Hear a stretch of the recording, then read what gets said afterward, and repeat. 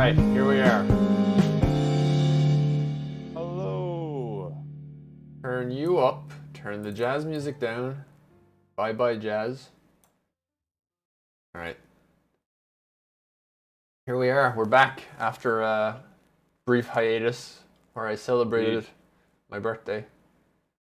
I also celebrated your birthday. Yeah? No. Oh, man. No. You got my hopes up there. No, I celebrated by watching a bunch of movies that had nothing to do with you whatsoever. But, you know. If somebody each watches celebrate their own movies way. in my honor for my birthday, I mean, I'm pretty pleased with that. I'll take it. Hell yeah. Hell yes.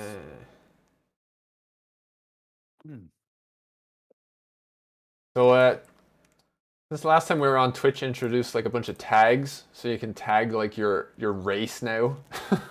My rate, like, is in my, like, my race? Like if you want like, oh wait, oh no, you can tag if you're black or Asian, but apparently they don't have one for being white. I guess white is default. Is that what that means? I don't know. I don't think that seems right. I don't know. I don't know what to do. Going by sheer numbers, that's very not right. But I don't think I should do any tags to avoid I don't think. controversy. Or you know what? Throw in some funny tags that just generate controversy. It's better to you know, will be the Spoilers. There we go. I'll do that. Let's just stop with that whole talk actually before I say something real dumb. Our tag is spoilers. Spoilers. Sorry, 1 second. I'm just doing something I forgot to do before we started the stream. Holy moly. Well, oh, we got a stinky cheese in the chat right off the bat. You'll love to see it. Got stinky cheese in there? Bring it on. Hell yeah. Thank you very much for your contribution. Hold us accountable. Yeah, so Hold them accountable. Skipped a week, so I had to go out and get a can of beer that's twice as big as usual. Hell yeah. Was that Arnold on the front? Schwarzenegger? I believe it's I believe it's based on Mr. Arnold Schwarzenegger there. Look at that, with his the mustache prime, and everything. Carrying a barrel, a normal sized barrel. Finna. This is a 2-pint can of beer that I picked up, and they canned it in front of me, placed just down the block. So that'll be my way of making up for missing last week. I've also got water. This is straight vodka. Oh yeah, takes the edge off. It has to be done. Of course. So yeah, we're here to talk about Mr. Rohmer and specifically Claire's knee. So I think to start off, why don't we stick on a brief trailer? Hell yeah. To refresh our memories. And here, away it goes. Oh no.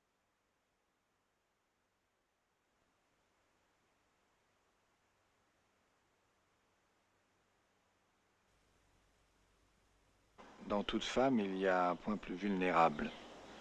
Pour les unes, c'est la naissance du cou, la taille, les mains. Pour Claire, dans cette position, dans cet éclairage, c'était le genou.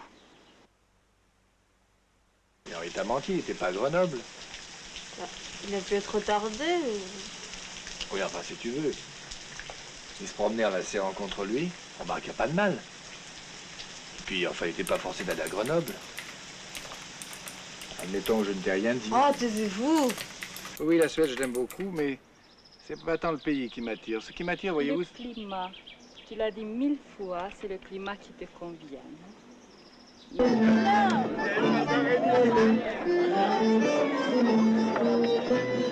Plus près. L'âge n'a aucune importance pour moi. D'ailleurs, je n'ai jamais pu tomber amoureuse d'aucun garçon de mon âge. Jeunes satyres jouant de la flûte. T'as vu la tête qu'ils ont un peu, c'est dingue.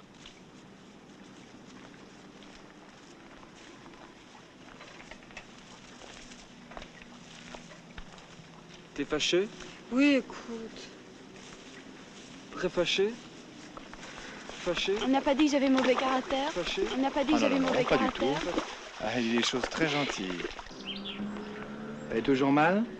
Oui, un peu, c'est rien. Peut-être en mettant un peu d'arnica. Non, c'est pas la peine, ça passera tout seul. Elle est très belle, mais elle fait un peu dure. Je vous voyais avec une femme moins froide. Tu trouves que nous ne formons pas un couple très assorti?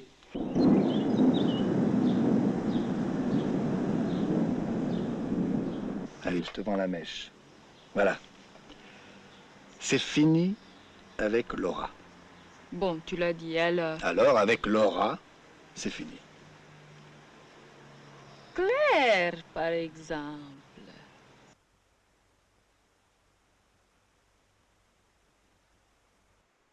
Coming soon from Eric Someday. Rohmer.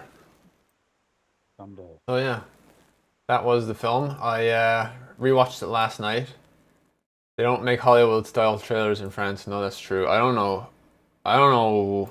That seems like a original trailer from the time. I'm pretty sure it was, yeah. Like the title cards and stuff, that looks very 70s. Yeah. Yeah, it's not. I mean, nowadays they just put a creepy version of a pop song on trailers and try and make everything feel like it's going to be tense and suspenseful and whatever. So I don't know. Yeah, I think the trailer gives you a good idea of what you're in for. It's not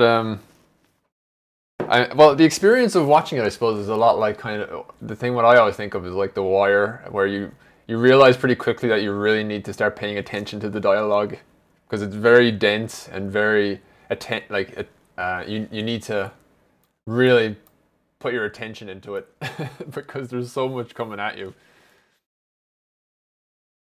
Very much so. Yeah, I think. I guess what is one of the trademarks of his style is the fact that everything is shot very simply. The situations are actually quite simple, and yet somehow the films are incredibly complex. And I think that's definitely true of Claire's Knee because, particularly because of the size of the cast compared to something like Collection is. Yeah, so I find myself like I've rewatched a couple of them now, and it's that same experience of kind of almost like watching it for the first time in terms of having forgotten so much because it's so dense in terms of what the characters are talking about, and It's funny. I did like what you've been doing recently. I didn't get to watch Claire's Knee last night. I kind of zipped through it a bit today, but I watched it in the last little bit. It wasn't like it wasn't like years ago I watched it, right? yeah, But I watched his other work this week, like quite a few of the films that I'd never watched before. mm-hmm. And there is kind of a uniformity, I guess, in that way. And this is also part of another series, the Six Moral Tales, right? Yeah, And they're kind of like, this is kind of out of those six moral tales, this one's kind of the most fun to me. oh yeah, Like it's not as like I guess it doesn't seem like the consequences aren't as heavy as say like something like My Night at Maud's or Love in the Afternoon, or even the Collection Ooze, which can be kind of like, it starts out as this kind of serious. It's actually like a serious take on vacation. Yeah. How this guy takes his vacation, like how to achieve nothingness or something, Mm-hmm. Whereas this film is like, yeah, comes very close to doing something he shouldn't with these one young girl especially, but he never really does. I don't really feel that it's ever going to happen in this film. It's more like he's detached and kind of thinking about his own relationship, perhaps a little bit more, rather than trying to actually incite anything with these two. And his friend Aurora is really the one that kind of, she adds that like all this happens because of her, because he happens to see her as he goes by in the boat, and she's using him as a pawn to basically get this more material for her writing, because she very much says that she needs that. She needs a muse. Yeah. Which kind of flips the whole idea of a muse on its head in a way too, if you think in the classical sense. These male artists who use ladies for their expressions, she does that to him, right? Yeah. And kind of tries to throw his life into a bit of a spin, I guess you would say. And you're right, it is like what I love about Rohmer is there's no judgment in any of this. Like it's not like all of it is just it's okay. Like if this was an American film or maybe even a British film, but especially an American film, there would be much higher stakes for all of this. You know, it would be much more. He would be either devious or they'd have to portray his fiance as someone who is not worthy of the love. Like there'd be something would have to give. Whereas this is just what it is. Everything that you see is there. And you're right. The dialogue is everything, and how they speak to one another. It's they don't say much really. It's just kind of casual conversation anywhere. I forget. I read it somewhere, but Romer's all about those little moments, right? The moments in between the big stuff, kind of thing, or at least it seems that way. And that this film to me is it's the most fun, like I said, of the Six Moral Tales, and I really enjoy it. I wish I hadn't spent so much time watching all the other films this week, which I loved. But the last one I watched was this fucking Celadon and Astria. I don't even want to talk about it. But anyway. Oh, really? Yeah, we'll forget about that. I watched the last two films of his I watched were his first and his last, and let's just say his best work was in between. Not uncommon. Yeah, not uncommon. No, definitely not. But the young Laura in this film is and she's in a few of his films. She's in at least 4 that I can recall. She's fantastic as what's her name? I forget her name. 1 second, I'll have to pull it up. Beatrice Rohmer. Yeah. Beatrice Rohmer. She's just great. She has this kind of depth that she adds to the character, that she's not just some idiotic kid. You kind of argue like kind of Claire is. And just the performances he gets, like they're just fantastic. And the cinematography. I feel like you're light speeding through all these topics that we should be diving more in depth into. No, I'm just throwing all this stuff out there because like everything about it, what I'm saying is it's all deceptively simple, right? Like none of it, like it's all easy. There's no complicated this or that to any of it, but all of it has depth that it just, is apparent from one watch, 2 watches, what have you. It's they don't make films like this, even in France, I don't think anymore. There's a lot of pale. Like I saw there was like a Rohmer remake when I was looking up different films, and it was literally just like almost like a shot by shot thing, and it's just no one really approaches this stuff with this kind of touch as much as they used to, or even like ever did. I guess he's kind of unique to me. Well, I know Rohmer had a tendency with his actors to base them heavily on the people playing the characters. I guess what's very interesting about his entire filmography is that he very, very rarely worked with like stars or big name actors. One of the few exceptions would be Jean-Louis Trintignant in My Night at Maud's. Although like the main guy here in Claire's Knee is like quite a storied actor, I believe is the gentleman in La Collectionneuse. But generally, the characters, even like Aurora here, has the actress's real name. Her name is Aurora, and this was one of 2 movies she did. And that's a tendency that he has in a lot of his movies, which is an interesting one because I can understand the appeal of that, not just from a budgetary perspective, I suppose, but also from an ego perspective, where it's like once this person has a very pronounced public persona, it becomes more difficult to create a honest feeling portrait of them in their films, or to, like he says, he uses a lot of what the actors say to him. Like he'll sit down with the actors and discuss things with them, and he'll use a lot of their lines as their lines in the movies.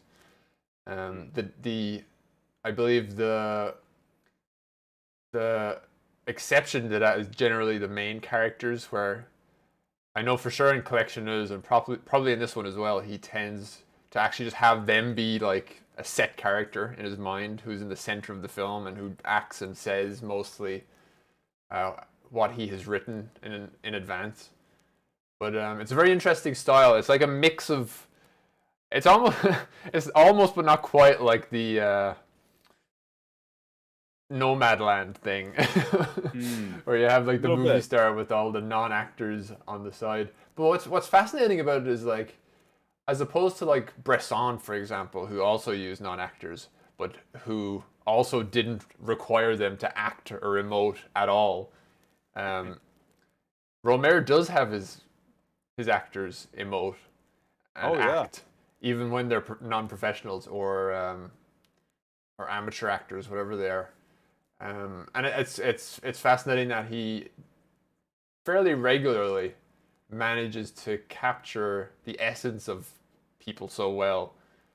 I feel like I'm going to be referencing like Collectioners a lot because it's probably my favorite of the moral tales, because I feel like it does the most simple what his other films are attempting to do. Like he says, the moral tales basically the trajectory of each of them is a man is in love with a woman, and he is distracted by other women over the course of the film, but then he always ends up going with the woman he was with at the beginning, no matter what. And that's the true line of all of the moral tales.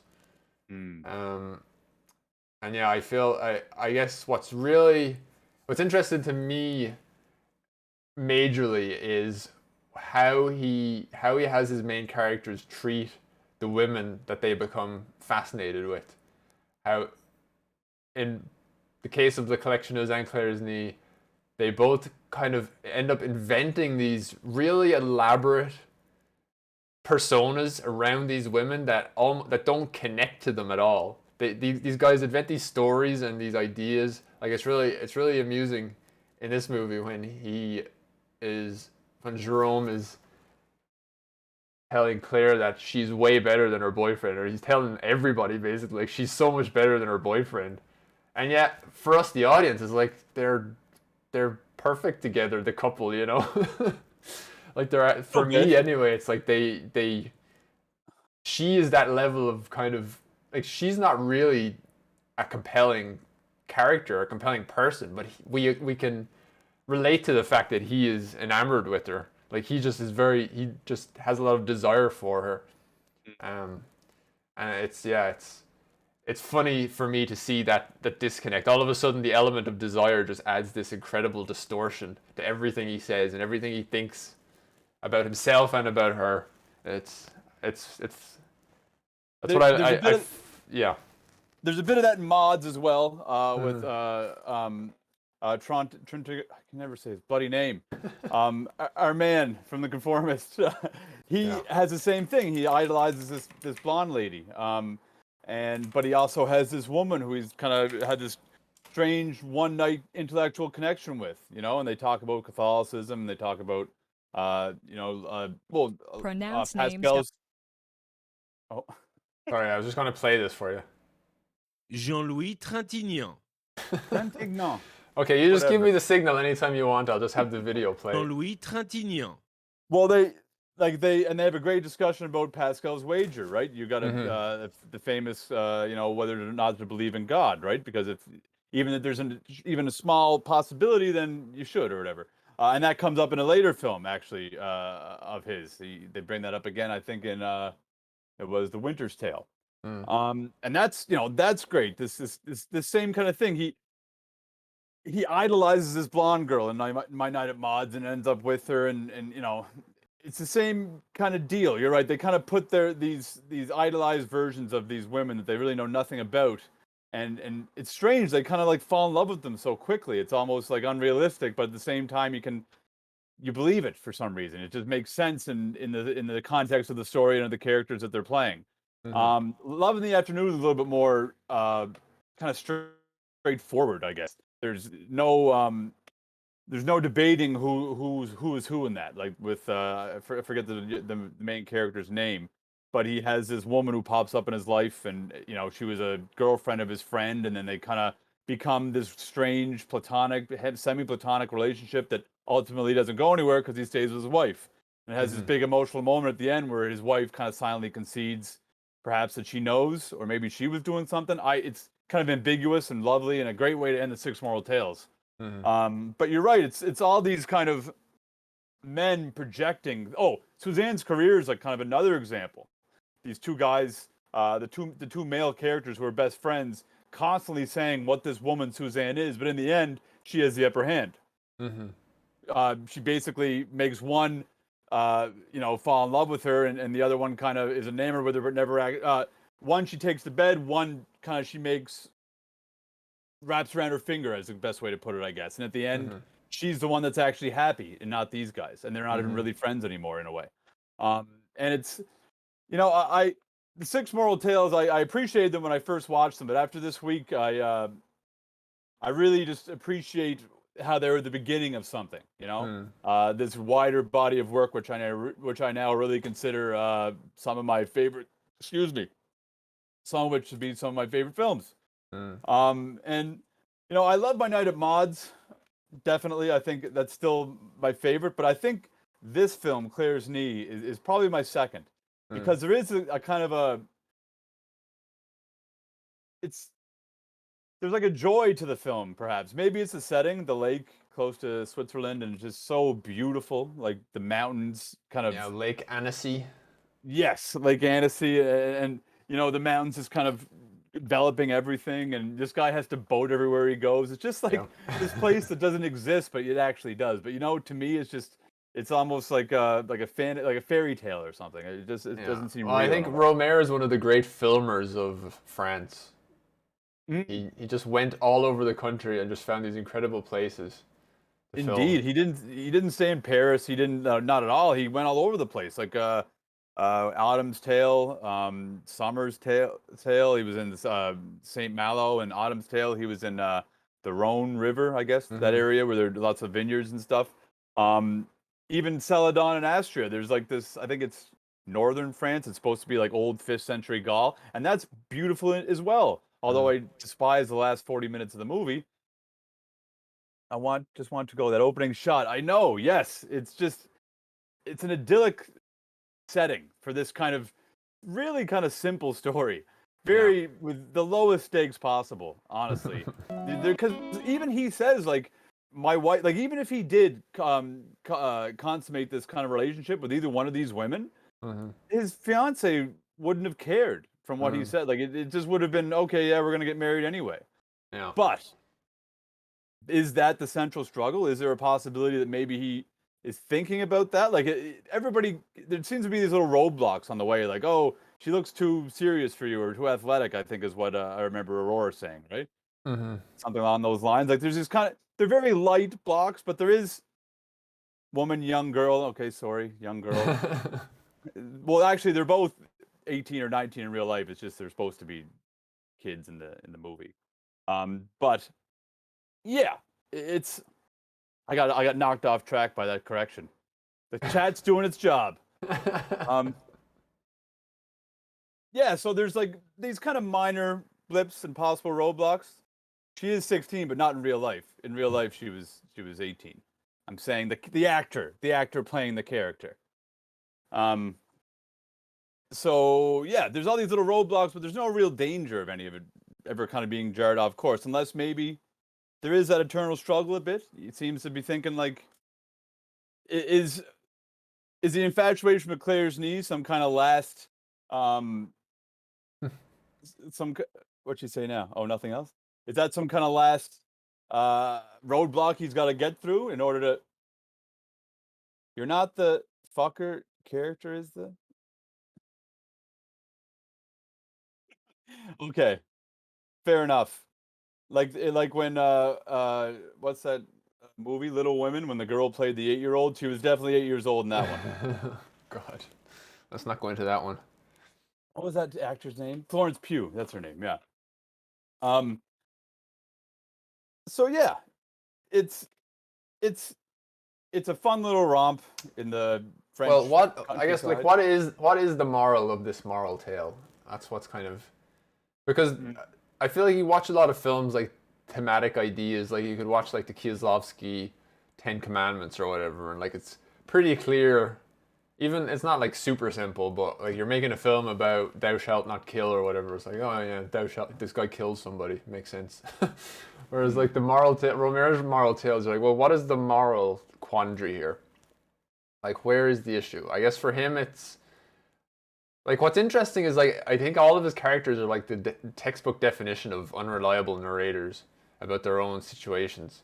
So when you have him kind of talking about how he feels in certain situations, it doesn't necessarily correlate with the reality of the situation. Like I find that scene so funny when they go to watch the tennis, and he runs into Claire and her boyfriend there, and when he's describing the scene to Aurora afterwards, he's like, in that moment, talking about that's when he saw this brute. I can't remember the French word he used, but he says this brute's hand is on her knee, which was this is the focus of my desire. And he's like, in that moment, I felt a feeling of like I had rights over her or something like that. And you're like, you look at the scene, you're like, they're ignoring him completely. Like they don't pay him the slightest bit of attention. And like she says in that scene where he tells her about her boyfriend being with another woman in Annecy when he said he's going to Grenoble to meet his mother. She basically says like, I don't pander to you like the others do. I don't care about your opinion or what you have to say. And it's like for me, it's like the truest statement in the whole movie. It's the one thing that is like the most on the nose and honest thing any of the characters say. You're right. There's this kind of dance with the dialogue where they're kind of, it's playful, but really there's everybody's kind of pandering to one another. They're all playing these weird games, and Claire's just like, I don't care about your bullshit. I don't care what you think of my boyfriend.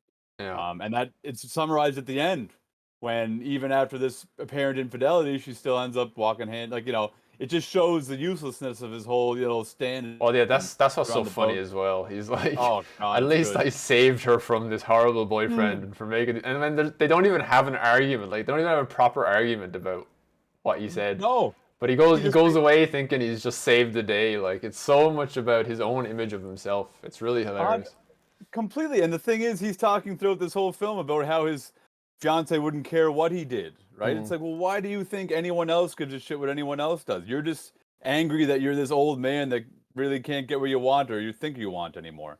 Yeah. I love, and like there's little jabs about her too. When she says, Aurora mentions that he's 35 to 40.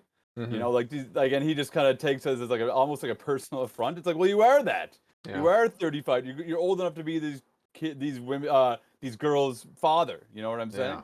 So it's you're right. And Rohmer does that a lot. It's almost like unreliable narrators, but it's not really that. It's just the way people lie to themselves. And the difference between your actions and what you really think or what you say. Yeah, well, that's why I think La Collection is a stronger film, is because I feel like those elements really are prominent in that film, like, which was filmed I think before this. It was 67, I think. Yeah, so in that movie, Heide is the woman, and you have what's his name, Patrick, the main guy. Oh, Patrick's the actor's name. Adrian is the character's name. Yes, Adrian. And he goes away to this house of his friends to just do nothing. He wants to do nothing for a week or whatever it is. And the funny thing is, like, Heide is such a really simple character. Like, her character is basically, she's just a beautiful young woman who is a complete opportunist for just experience. Like she's not like it's not like she's an opportunist for greedy purposes or for her personal benefit. She just, anytime somebody offers something, she just goes, yeah, sure, why not, I don't care. But these two guys who she's staying in a house with just come up with these completely outrageous and elaborate theories about why she's the way she is, that she's like conniving or that she's, all these things.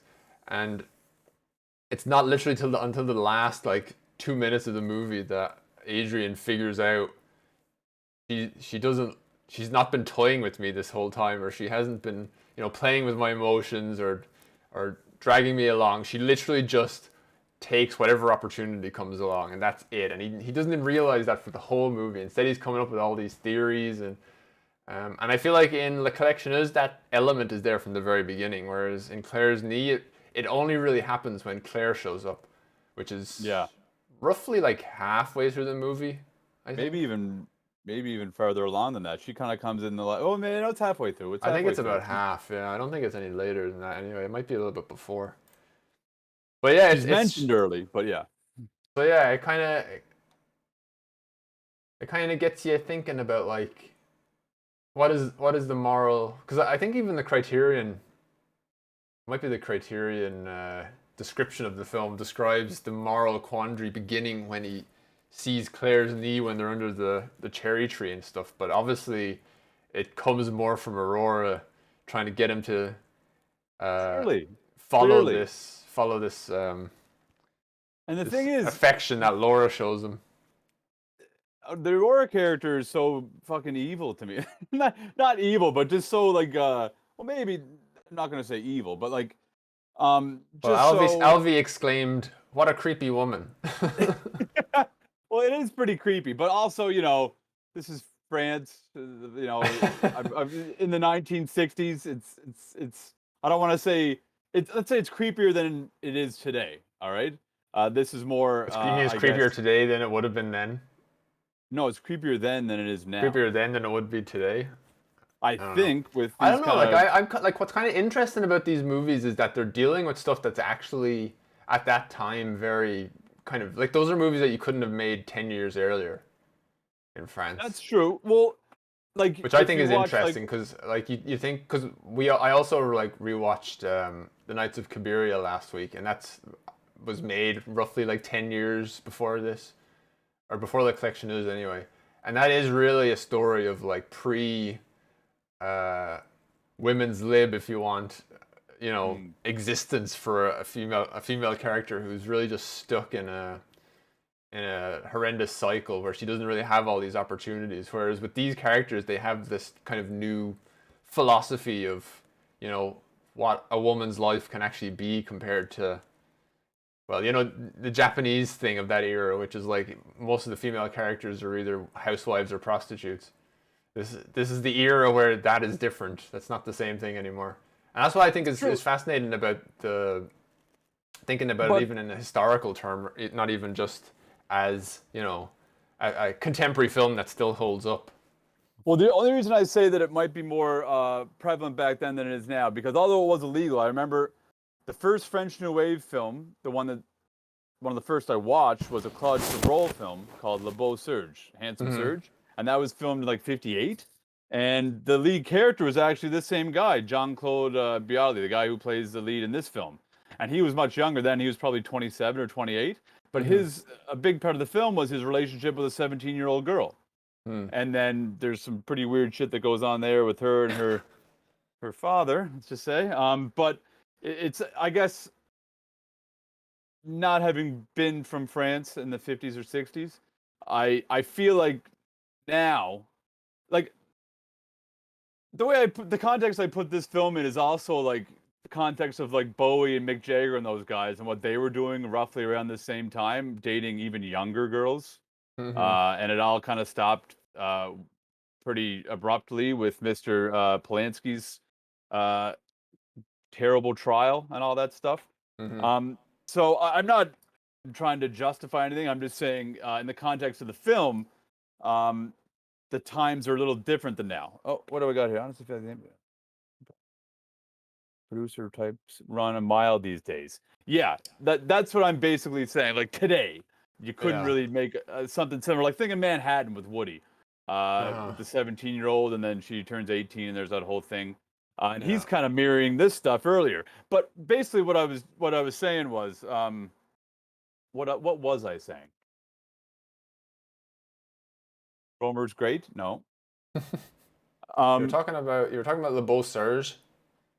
Oh no, just as a context for these, basically 16 and 17-year-old girls dating older gentlemen, right? Well, I mean, that's part of the reason I wanted to talk about this movie is because it is now that kind of I suppose relationship is extremely uncommon in films. Yeah, like you're saying, like it really isn't the type of thing you would see. So, as a moral story or a story about morality, it still is quite like a hot button thing, really, in a way. I mean, as it kind of should be, right? These are kids, like Yeah. like we talk about, like I guess there is an argument to be made that these women's lib aspect to it where these people have agency and they can think, but these are also kids still. Like especially Laura, she's like 16, and this woman Aurora just basically pimping her out or attempting to make her fucking story better, her book better. How does the morality of this film not begin there, or the? Well, there's an element of the Gunnar Bjornstrand character in fuck, what is it called? The Bergman one, The True Glass Darkly. The way he's using like his daughter's mental illness as inspiration for his writing. Like he says, he talks about how he's fascinated by her mental decline and he's using it and stuff like that. There's a kind of a similar element there with like the morality even of because the film is not even really about Aurora's morality at all. It's more about the guys. Like she's not on trial in the slightest. I also feel like they do not make the girl feel like a victim. I love her nature. Yeah, she doesn't feel like a victim. She feels quite genuinely like a very precocious 16-year-old who's quite aware of the depth of her own emotions and stuff like that. Like obviously you like when you're in school, like you're with like 14, 15-year-old girls who are like often talking quite openly about how attracted they are to their like 28-plus-year-old teacher. So it's that element is certainly not unrealistic anyway. I do, as the Duckling has mentioned, I love how Laura, rather than succumbing to his advances on the mountain, says like no, like get away, like this is kind of get the fuck away from me. Because it's not her fantasy. It's not how she wanted it to be. She knows this guy doesn't love her, even though she is attracted to him, obviously. Mm-hmm. And then this character who seems to be like kind of, and he just kind of like, I was just testing you or something. He kind of implies like, I'm just That's what he says later, yeah. Yeah, I'm having fun, but clearly he was gonna try to do something, right? And then what guy does he like? Like later, Laura's like, I know you don't like my friend Vincent. It's Vincent, yeah, Vincent, right? yeah. I know you don't like my friend Vincent. He's like, no, I like Vincent. Why? Because Vincent's not a threat to him. Yeah. Vincent's a skinny kid, whereas this other guy is bigger. I mean, Vincent is another one who has like 2 scenes, and they're kind of hilarious, like really hilarious. Like when he's talking to Jerome under the tree, and and Jerome's like interrogating him basically about his relationship with Laura, and he's like, we're just friends. There's no romantic potential. I know she doesn't see me that way. So sure we might have some like moments of affection, but it's purely a platonic relationship and all this stuff. And then when she's going away to England, he's like distraught. He's like trying to grab her when they're on the bench together, and he's like on the verge of tears. It's just so funny. Like how much of it can just go like. I guess from time to time I go back to this thing of like people now who will just watch these Netflix shows while playing fucking Candy Crush, on their phone. And you're like, if you're doing that, you're missing all this great stuff that's just not explicitly explained to you in any way. Because yeah, like what you said earlier, Rohmer doesn't tell you how to feel about anything that's happening.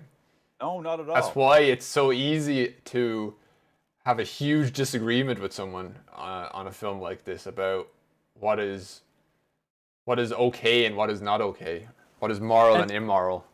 And also, I'll say I like Vincent a lot because he actually has some insight into what Laura is like. I think, like he knows that. Like he even says, like, I think I'm too young for her. Like he seems to know that he's too young for her, right?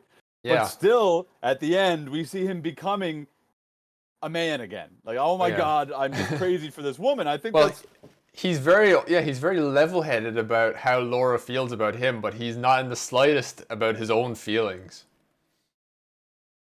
The look of utter awkward devotion at the dance, yeah. Reading the book and they're both innocently touching each other. That's true. Those are 2 moments I didn't even mention when I was talking about the 2 moments that stuck out for me, which again is like, what's great about these movies is what sticks with me doesn't necessarily stick with somebody else watching it. Mm-hmm. But yeah, those are incredibly revealing. Like it's such the film is all details really. There's no like big punch in the gut moments. I suppose like when Jerome kisses Laura on the mountain, that's a bit of one. And also, of course, when he finally touches Claire's knee. Which to me is like actually that is the most grotesque part of the whole movie to me. Like when he finally like when he actually touches her knee, it made like I actually looked away. I remember the first time I watched it, it was like, but he's just touching her knee. Like it's really like it's really innocuous in a way, right? It's like, but you know what he's been thinking this whole time. He's putting all her sexuality projected into this one part of the body that's like the least sexual part of the body, the fucking knee. So maybe the bottom of the foot. And it's just like he held it there for so long, and the camera's there, and you're just like, are you gonna stop? Like it's more overt than you're still doing it. Yeah, you're still doing that. Like, oh man, oh fuck, I mean, still. Yeah, I think he did a great job of embodying this character. Like again, this thing of not telling us how to feel about the characters. The second we see Jerome, and he gets in the first conversation with Aurora on the bridge, he's like manhandling her. He's like grabbing her wrists and like grabbing the back of her neck and stuff. And I'm like, he's like basically licking her, and I'm like, is this like a joke? Are they like are these a couple and they're just playing a game? Like, we're pretending to not see each other after a few years, but no, there's like a woman hasn't seen in 5 years. I couldn't imagine walking up to someone I haven't seen in 5 years and just start like. It's ridiculous. But it's it's kind of and they talk about him as well, how women, and he says anyway, I don't really go after women, really women come to me. But we see that's not true. Yeah. Because Claire literally shows zero interest in him at any point. None. And that's why I love it's kind of like, I mean, you take what you wanted of every one of these films. Like I said, there's no judgment behind any of it. It's kind of like, that's what's amazing about his films. They're so simple that you're kind of forced to put these things into them. You know what I mean? Mm-hmm. And kind of it reflects your own thoughts about these kind of things. But to me, she represents like just how the reality for him, right? When that he's not that charming, he's not that interesting, and even Aurora says that earlier. She says like, you're kind of boring. You're no inspiration to me. You're no inspiration because you're fucking boring. You're just an old creep in a lot of ways that found a woman in Sweden who happens to not mind you and is going to marry you. I don't know if she really shows interest when she asks for the lift. I think like she really has to be convinced. Like he's really forcing come on a trip with me somewhere on her. Yeah, like nothing like Laura, who's totally enamored with him and finds him so interesting. But even a scene I love is when the guy from the camp comes over. Yeah. Right? And he's like angry, and as he kind of should be. You shouldn't be fucking doing what you're doing. You're an arsehole. But Laura, rather than just like blindly being like, oh, I'm going to take the side of this guy who I'm infatuated with, is like, no, that guy's actually an asshole. They're always being jerks to us. And it kind of gives you like, so at the beginning of the conversation, I remember thinking like, oh, okay, like this young boyfriend is kind of an asshole. But then like after Laura speaks and says, these things, you kind of feel the projection that the man, I forget his goddamn name, Jerome, the projection that Jerome was putting on this guy, right? Excuse me. Yeah. Oh, how can you act this way? How can you talk this way? He's bigger than you. He's stronger than you. Kick your ass. Like he's kind of like, he's angry that he's not more of a coward. Yeah. In a lot of ways too. What is this? Gloating about touching your niche doesn't just. And another disgusting thing about that part too, but why it's also so good, is that he's like, she thinks it's a consolation, like he's consoling her, and he even says that he thinks that I was consoling her, but really he's getting like, it's basically like he's getting everything he wanted from her all on that fucking caress, right? Mm-hmm. And it's so obscene in a way that like, what is the moral here? Like that, like like it's kind of, the other films are so clear to me. Like when you're watching Love in the Afternoon, My Night at Maud's even is a little bit more clear. But like this is like, what exactly is the moral of this story? Yeah. Well, I mean, what's interesting is that the characters are not. They're not moral or immoral. They're kind of somewhere in between, and not amoral either. But they're somewhere in between. Which I know Alvi while liking the movie, felt very disgusted by all of the characters. I didn't feel quite that strongly about it. I find them more interesting. I find because they're so realistic to me that they're like I can get on board with them. It's what really doesn't jive with me, I suppose, is when characters act overly bad without explanation and stuff. And you don't get that here. Like everything for me has a reason and makes sense. And like I like this element of like really these characters who are really like trying to figure out their feelings. Like the feelings really in this are quite muted. Like it's not an overly emotional film. Obviously Claire breaks down when Jerome tells her about Mr. What's his name? You mean when he saves her? Being Gilles, when he saves her. But besides that, like it's really just people playing games. It's really just this, because even if Laura feels this very strong emotion towards Jerome, she really doesn't love him. Like it's like a infatuation of some description, but it doesn't even feel like a particularly overpowering one for her, because as soon as he tries to kiss her on the mountain, she's like she's basically out of the film after that point. Like she has a few scenes, but she really stops. She's so much the focus for this very condensed period of time at the start of the movie, and then barely shows up later. It's crazy. It's crazy the way it's done. I actually there's a funny moment that I really there's so many like really funny, not laugh out loud moments, but like just moments that you're like, oh, interesting. And the scene just where Laura storms off after her and her mother have an argument when Jerome and Aurora are there, and the mother is like telling the others about her husband dying and her other husband, Claire's father, and her getting a divorce and stuff, and her kind of hard luck story. And Jerome is just sitting here like, and she's like revealing her soul about her relationship. And it just cuts to him just doing that, and Aurora is just kind of like, yeah. I've heard this story like 20 times now. It was just such a funny cut. It's such a funny edit to throw in there.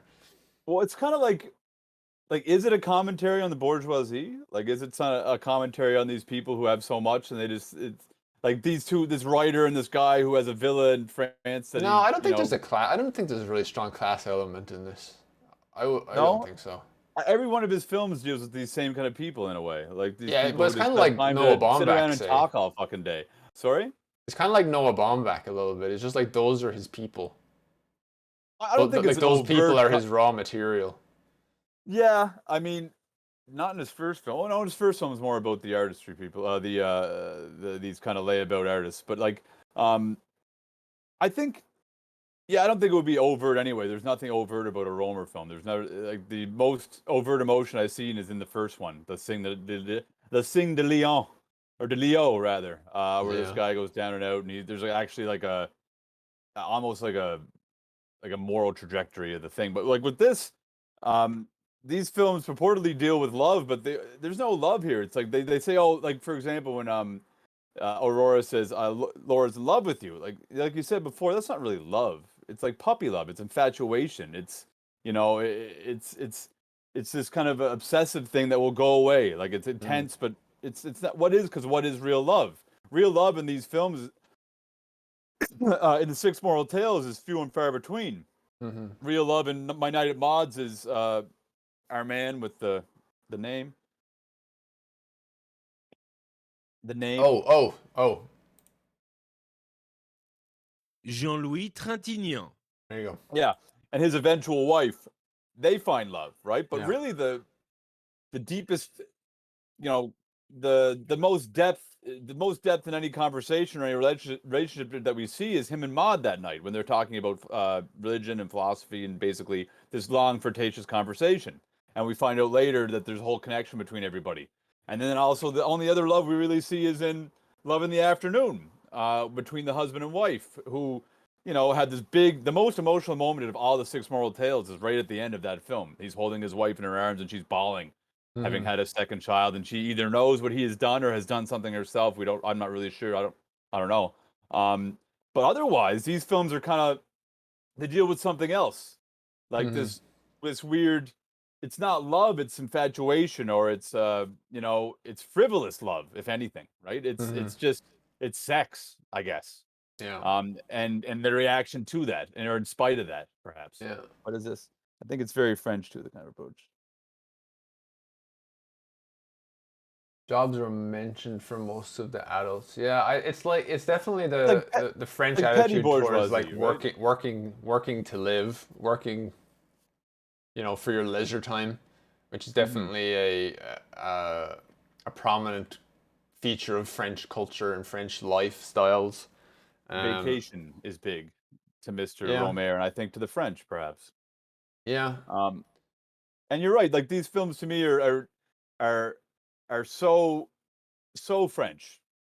Like just in the fact that all these relations, like you can present them in this way without judgment because of the culture they're made in, right? hmm Like there's just different mores and different kind of ways to think about these kind of things where you just couldn't do that here or America or probably even Britain, I guess. hmm There would have to be more judgment just yeah. built in, right? hmm Yeah, I mean it can be scary for an audience to go into a film and have to figure things out for themselves and decide for themselves how they feel about things. But yeah, it's fascinating to have a film like this, particularly at a time like this, um, where you don't get that kind of easy. I mean, you can go into it and be like, everyone's a creep. This movie's horrible. Romer's a misogynist. It's like it's an easy approach to take, but um, there's clearly two. His personifications, the personifications of the characters in these movies are too realistic and too familiar to write off as just being, you know, from a previous time or being old fashioned or being whatever. The fact that the people in the film feel like real people and not just characters in a movie is kind of what adds or lends the film this credence that requires you to really decide for yourself. How do I feel about this? I mean, it's just it's just fascinating. It's just a fascinating way of making movies to really just not not give any any judgment, any like no music to say Never, this is never. whatever's going on, or like Only this thing the movie Romer, doesn't even have voiceover the way the collection is does. no, or like mods. I believe if I remember correctly, a lot of his films use voiceover. But something he loves to always do is know. We always know what day it is. Yeah, And everyone, or we always know the time and place in a Romer yeah, film. It's yeah. very important to know exactly where these people are at that moment. I That's like all. that. There's this element. This is going to be kind of this is kind of going to be a kind of out there connection, but I always remember reading an interview with Bob Dylan where he talks about like he likes to end all of his songs on like a kick in the teeth or like a kick in the stomach, like his last line of each song on his albums. And I think Romer is pretty good at doing that with his scenes. Like there's a great scene where the kids are all playing volleyball in this, and Claire hurts her finger, or Gilles hits the ball and it hits her finger, and she goes over and sits with Jerome and Aurora and has Aurora look at it, and it's like, oh, it's fine, it just needs a massage. And then Aurora goes to go get some fruit juice, and she gives one to Claire, and she holds one out to Jerome, but the two, Jerome and Claire, are like staring at the kids playing volleyball. And so she's like, Jerome, Jerome. And eventually he sees it and reaches over. And then Aurora pulls back and he like leans over and almost touches Claire's knee at that moment. Yeah. And then it That's just cuts instantly. He's like, oh, excusez-moi, and then cut instantly. Well, that was Aurora. That's Aurora being bad again, right? It was Yeah. just this kind of like weird, like devil on the shoulder throughout, who just kind of pushes I don't think he all the pretended action. to fall. I think that was genuine. I think he genuinely was caught off guard by her pulling away. Yeah, I don't thought it think was that the other way. I thought she was playing a game, like, 'cause she knew about the knee, Yeah. and she was just like whoop, and Yeah, pulled it out she of his knew. Yeah, she grasp. knew at that point. And he just kind of like, because she looks like she pulls it out of his grasp, if I remember correctly, and he Yeah. like kind of goes Yeah. into it. So it's kind of like once again her like really fucking with him. And then when I think about it more, like, how did these two leave? Like, what terms did they leave on? She never mentions that she has this fiance until the end, right? And she's she like kind of reveals nothing. yeah, nothing about herself. Now, like, is this kind of like her slight revenge on him, just a tiny bit, like kind of pushing him in these directions, just to kind of fuck with him, not in any kind of evil or bad way or malevolent way, just like having fun with him because she knows how he is, right? Well, And it's like you're if you give information like that away, you automatically become emotionally vulnerable in some way. And the last thing Aurora wants to be is emotionally vulnerable. She really wants to manipulate this. Like, she calls everybody her guinea pigs as well. guinea pig. So That's she the doesn't want word, to be yeah. the focus of anything. The second she reveals she has a fiance, it's something else. I don't know. I have to disagree. I really don't think it was. I don't think he was faking being distracted or falling. I think it was. I don't think so either. I think he actually was, and she just kind of caught him again because he like. To him, touching her knee is like a sexual act. You know, he has this weird infatuation. Well, he specifically says it was like it was as if I had taken her. That's his line. Oh my god, gross. Yeah, and it's it's a very smart film. Like very it easily could have been like if this was a long speech about her boy lover is also extremely disturbing. Those two should get married. Yeah. Well, that's another thing. Is she trying to pull him into this thing so she doesn't, become unfaithful or test herself in that kind of way and just kind of sets him off on another path? Because he's not even receptive at the start to that whole lore idea. He's like, come on. That's ridiculous, right? And then she just pushes him, kind of makes him, almost guilts him into it. Like there's more to their story than we'll ever know. And that's great. And, excuse me, what I was saying before, it's such a smart bit of writing to make him focus on this knee because it seems so strange, but also makes complete sense. Because any other film like this, it would be, oh my God, look at this beautiful girl, this whatever, this she's a woman now or almost or whatever. Like, look at her female qualities, not something that we all have, which is a fucking knee, right? Yeah. And he just projects all this feeling, all this pent up kind of sexual frustration into that one spot.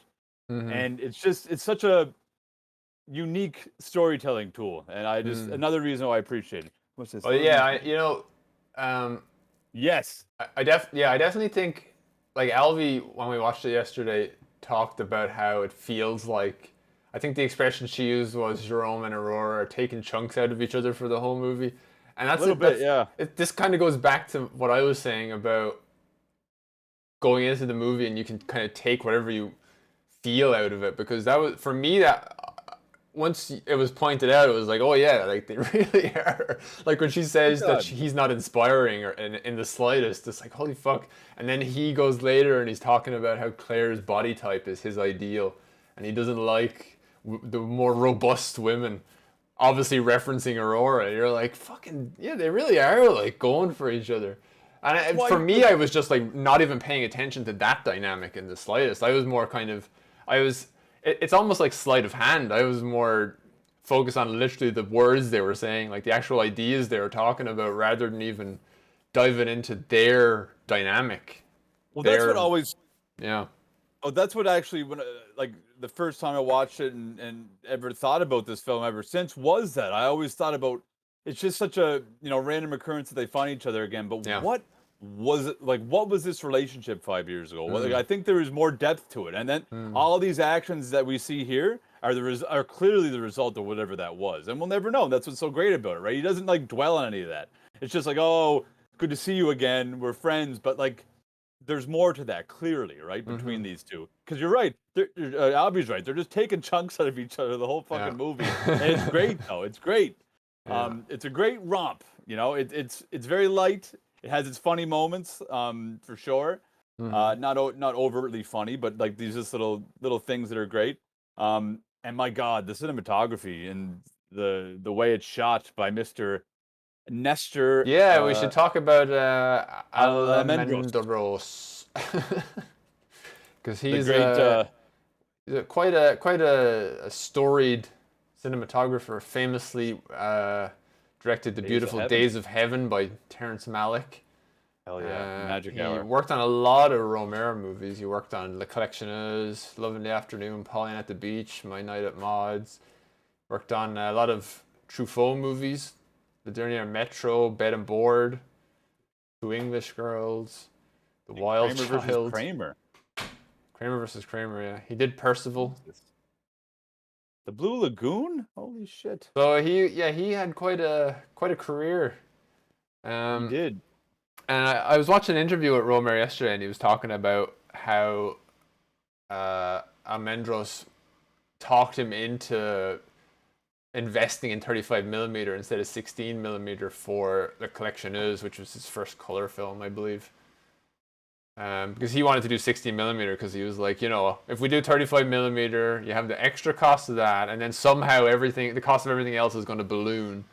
But I would say, mercifully, Almendros managed to convince him to shoot on 35mm, which, these films are all just incredibly beautiful. After the break, we'll talk a bit about the influences of this film and the like. But yeah, on its own terms, honestly, since I first watched this movie, whatever it was, over a year ago now, I've been pretty obsessed with the area around Lake Annecy and taking a visit there sometime because it's incredibly beautiful. And there's even a great discussion in the movie which is really aided by some of the shots between Laura and her mother, where they're talking about the mountain and how the mother feels like it's this oppressive force that's like weighing down on them, and Laura's like, no, I feel like I'm being cradled in the arms of a great giant or something like that. Yeah, it's like they're protected, Yeah, and without the cinematography, like without it having been shot so beautifully, that conversation could have been just nonsense. Mm-hmm.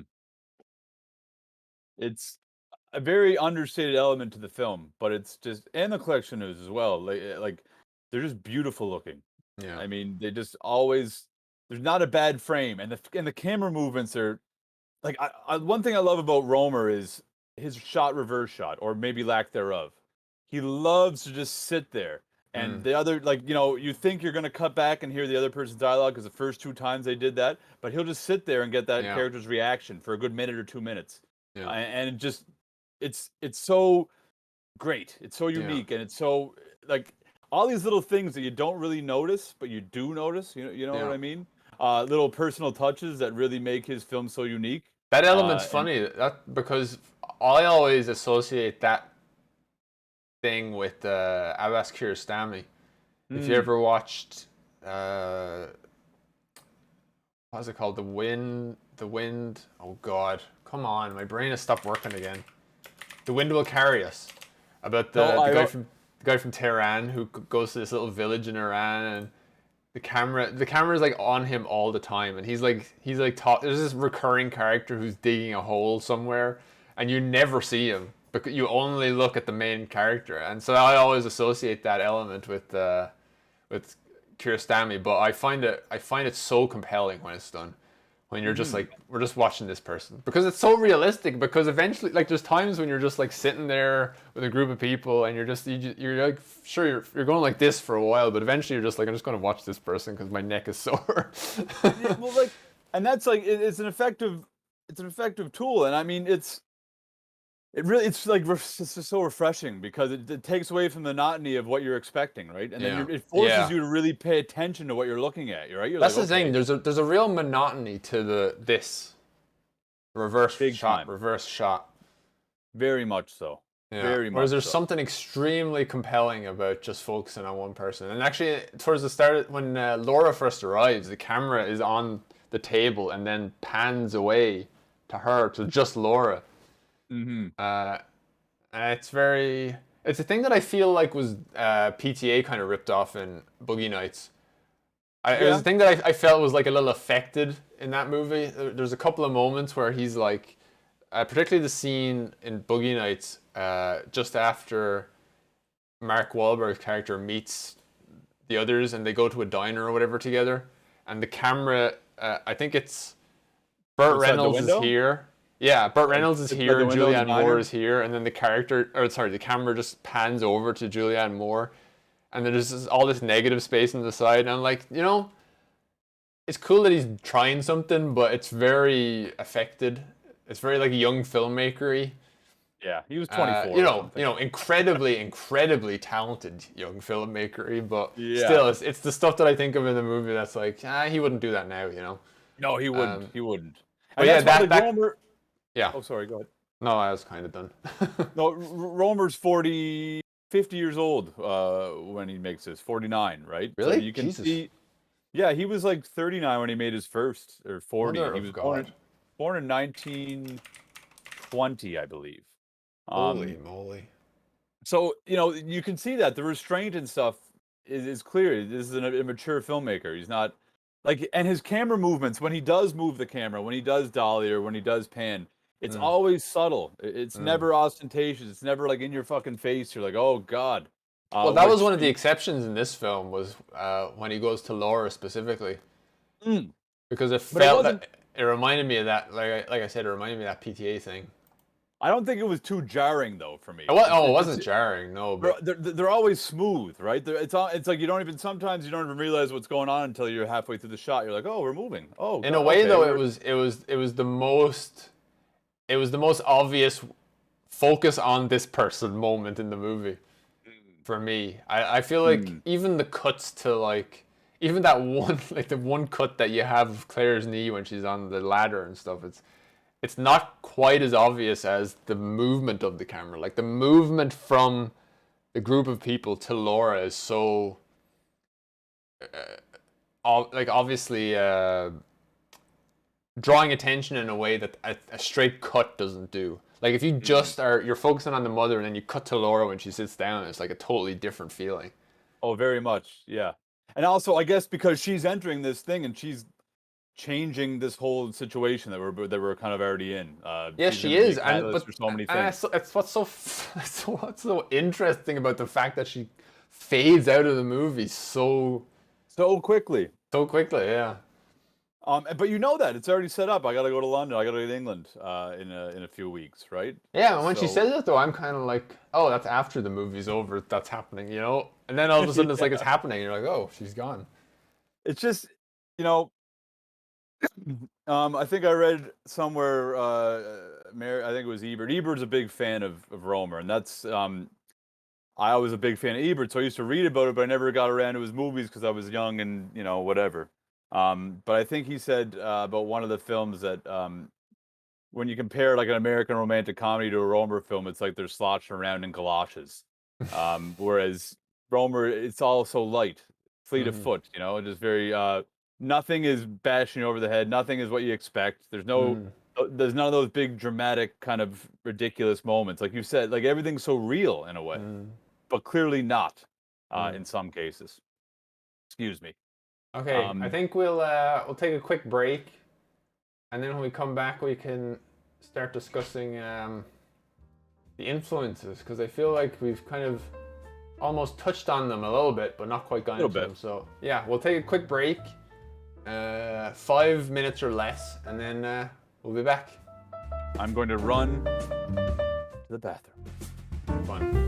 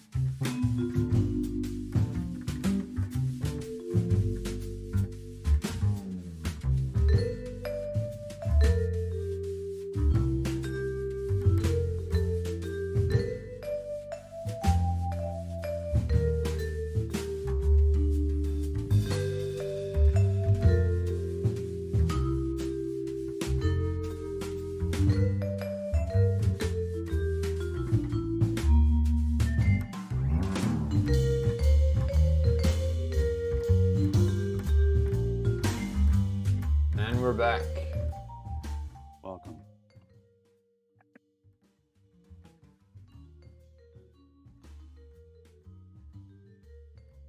Yeah. Welcome. Welcome back. Fade out the jazz music. Gone. Absent now.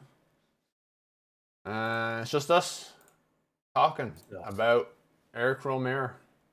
The GOAT. I want to play a short clip here from Sean Baker's Criterion Closet DVD picks. Love it. Yeah. It's... Excuse me. Oh, it'll speak for itself. Here we go. Alrighty, get her going. Oh, and I'm sorry, and one last, I have to, you know what? I have to get your, I have to get Claire's Knee and the Rohmer series. I have to get that. I went to NYU wanting to make the next Die Hard, and then this happened, and this led me to French New Wave, and then, you know, then I got into Italian neorealism and British social realism, and then eventually to Cassavetes. So it was. I feel it was Claire's Knee that really set me down the right path. Anyway, there we go. I think I made a nice selection there. So, thank you guys so much. Yeah, I like his quick rundown of the films that Claire's Knee led him to. I think it's an interesting one because there's quite a few films that to me are very obviously influenced by Rohmer in a lot of ways. I mean, there's a lot of directions we can go with this conversation now. We can talk about the French New Wave. We can talk about... I feel like we could definitely talk about Linklater. I feel like... I have never heard him really talk about Rohmer. I'm sure he has, but I feel like there's such a obvious connection between his work and Rohmer's. Especially the Before trilogy. Like, my God. If you watch the Before trilogy, the first one, but the first two, I mean, one of them is clearly actually specifically in France. But like, there is a direct connection there because Rohmer's films, like we said before, just dialogue. Like, there's no chases. There's no, like, you know, if you talk about French New Wave, there is still kind of genre elements to that. Whereas Rohmer is kind of genreless. I mean, he just makes these films of people speaking to one another and walking around. Like even some of his later stuff that I've watched, like Rendezvous in Paris, for example. There's literally, like, I mean, that's made after, but the Before Sunrise, the first one. But I mean, one part of it is literally this couple. Am I frozen? Okay, no. It's happened a couple of times, but yeah, I don't know. A whole section of that film, Rendezvous in Paris, is literally just this couple who aren't quite a couple yet, but they just walk around Paris and talk. And talk about different things. Like, you know, basically he's trying to court her and she's resisting because she still has a boyfriend. But it's everything that's said and everything that's kind of not said. Everything that's on the table, but still, you know, it has to be kind of perceived by what you see around you. There's nothing overt. And I mean, Noah Baumbach is clearly influenced by him, very clearly. Linklater, we said. I think I read somewhere someone even said Tarantino probably got some that might be a bit of a stretch now, in fairness. well, if you look at stuff like someone had mentioned the moments in between the big moments. What was his first couple films? But kind of that, right? But what do these gangsters do in between the big That's shootouts? true, yeah, that's true. You know, they chat. And his name, his production cover name is A Band Apart. A Band Apart. Yeah, so he was obviously a big French New Wave fan. He knew it, right? He's a cinephile. He's more than anybody. He's the cinephile. Yeah. Well, you know, that's why I find it kind of funny that Sean Baker talks about Rohmer being his road into the French New Wave, where I feel like that's a very unusual thing for people. Like even there's the interview I watched of Rohmer where he made a film where Godard is one of the actors in it, and he was talking about how, you know, by the time this movie was finally ready to be released, Godard was famous, so I thought people were going to go see it. So Godard was obviously most people's, mine included, first foray into the world of the French New Wave. It's very funny, that exact scene. I know the one you're talking about. It's from The Sing de Leo. It's his Yeah. first film, and Godard is just this character with sunglasses on at night at a party, and he keeps playing back the same piece of music, taking the piece on the record player, and just playing this one 30-second section over and over while he Yeah. stares at the thing. Then he gets up and walks out of the room, doesn't say a word, and Yeah. it's hilarious. And he's also in He's in Agnes Varda short film, isn't Yeah. he? He's also in Cleo 5 to 7. He's in the Oh, is short he? film within. Remember the short silent film within a short within the film? In There's Cleo, a film about like a short film with like a couple and they're over like a canal or a river. yes, Like yes. Well, that's Godard. He's the male in that particular wait, case. but that was in Cleo de Saint Cassette? I thought Yeah. that was like a standalone short film. No, that's in Cleo 5 Cassette. It's just Oh, my a brain small doesn't work moment in it. anymore. Remember when she goes to with her friend in the if I think this is right. She goes with her she goes with her friend in the car at one point, and they go Yeah. to see her boyfriend and drop off films, and he's like shows them a short. I remember, I think. Yeah, he 100% does. He shows them a short, and Godard is one of the guys in there. And there's this kind of like they're all helping each other out. The great producer Barbet Schroeder, I think he worked with a bunch of these people. Yeah. And so, and you're right though. It is strange because I got into the French New Wave, and I'm not an expert by any means, but I got in through Godard, like through Breathless, a Buddha Souffle. same. Like that is, I think that's everybody's entry, isn't it? Either that or 400 most blows. people's. Yeah, 400 most blows. people's, I think. Yeah. I think and I watched it's funny because like I had like the old Godard box set and stuff. Like I used to watch that shit over and over again, and you know it's weird because I have definitely moved away from Godard. Like I've seen like his two of his more recent films. I definitely saw Goodbye to Language in 3D when that came out, and that was like certainly a unique experience. The only thing I remember about it was you put on those old 3D glasses, the black ones, and there was a scene where he shot it with two cameras, and there was a bit where there's like a man here and this camera. Sorry. The two cameras are shooting the same thing, and there's a man on the left and a woman on the right, and then the woman like walks away, and the right camera follows her. So then, if you close your left eye, you don't see the man anymore, and you just see the woman over here. And if you close your right eye, you only see the man. And that's all I remember of that entire film. Is this really weird visual effect that was specific to the 3D. But besides that, is like I have so many Godard movies that I'm like I just remember absolutely nothing. Like I remember Breathless, I remember Pierrot Le Fou, I remember Vivre sa vie, I remember Contempt, but I don't remember Alphaville, don't remember Masculine Feminine, don't remember Two or Three Things I Know About Her, don't remember La Chinoise, don't remember Le Petit Soldat, don't remember Made in USA. Like I've seen so many of his movies, and I'm just like, nothing has stuck. Nothing. I think I've only watched like a half a dozen, and the only ones that really stuck with me were Vive sa vie. Yeah. And Breathless, because I watched Breathless multiple times because I was. Well, it's great. Like it's even if you dislike Godard, it's like you must admit. Belmondo's so compelling in that, and Gene Seberg, right? Like they're just fantastic. It's a great what do I call it? Two-hander and two characters. Like it's great. Yeah. Yeah, and it still has that kind of fresh energy to it. A lot of energy editing and. Yeah, Rohmer never had that same level of energy.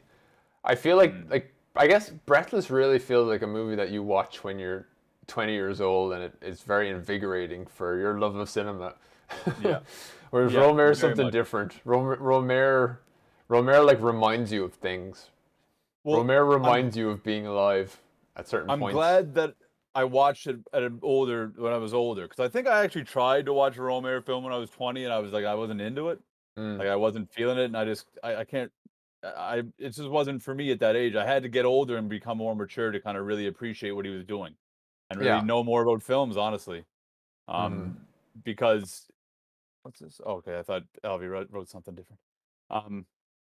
Because it does take that appreciation, because he is a cinephile. He was one of the Carrière de Cinéma, like one of the. Well, that's the funny thing is like I feel like Rohmer was a huge influence on this stream even happening. It's like I definitely I'm kind of inspired by his being both a filmmaker and someone who is a real theorist, someone who's really passionate about films and really wants to dive into them and talk about them and contextualize them in ways that were not happening in his era. That's why it's been great to kind of talk about these specific creators. Is like, particularly, well, Sean Baker talked about being led to Cassavetes, and it's the same sort of thing. It's like Cassavetes was another fella, and Rohmer was another who they didn't have the easiest time getting funding for their movies, but they still managed to make them, and they still, they were never like.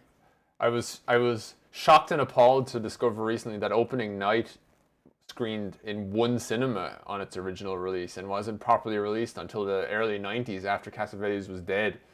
I didn't even that know movie that. is brilliant. Like it's an actual brilliant film.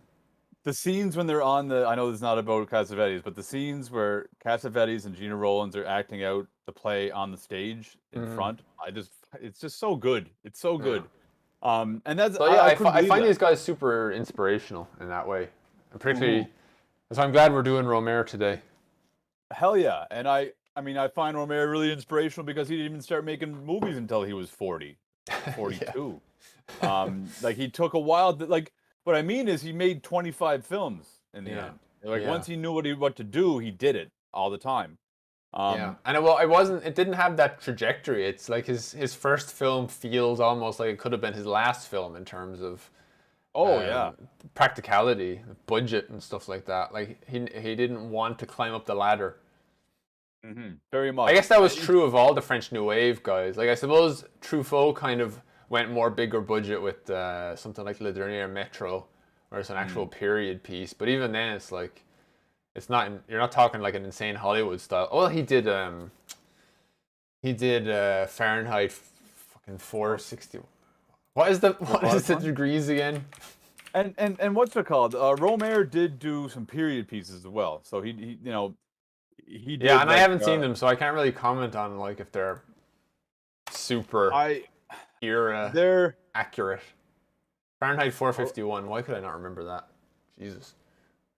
I think his best stuff is the stuff that is modern and doing what he does best. And I think what he kind of is in a way, I'm probably way off base with this. I think he's like, a cousin or a relative of Mr. Ozu, in that he takes these kind of, the intellectual class, the petty bourgeoisie, people who have jobs but are not working class, professors, people who have time to kind of live these, let's say, comfortable lives and explore their lives, and nothing too dramatic, nothing too bold, right? It's just beautiful work and beautiful, commentaries on the human condition in these small little pieces, right? And I think in his criticism, he talked about his love for Ozu.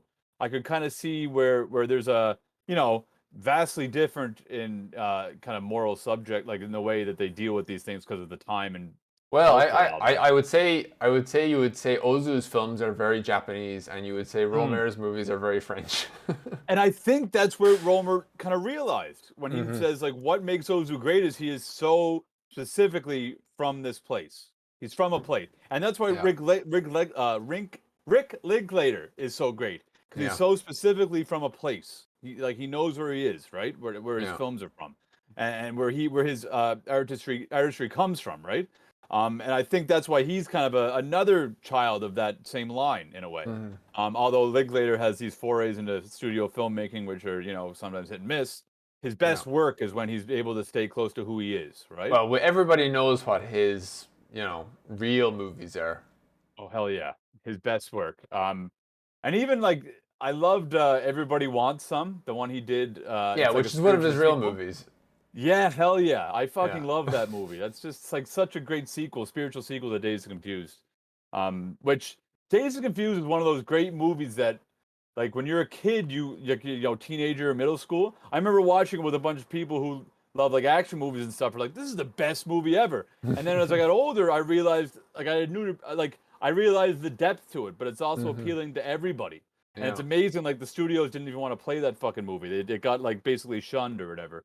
By the studio. And so I can see, talking about his influence, that's a direct one for me. And Yeah, Noah big time. Baumbach, clearly, same kind of people, right? Bourgeoisie, kind of, intellectual class.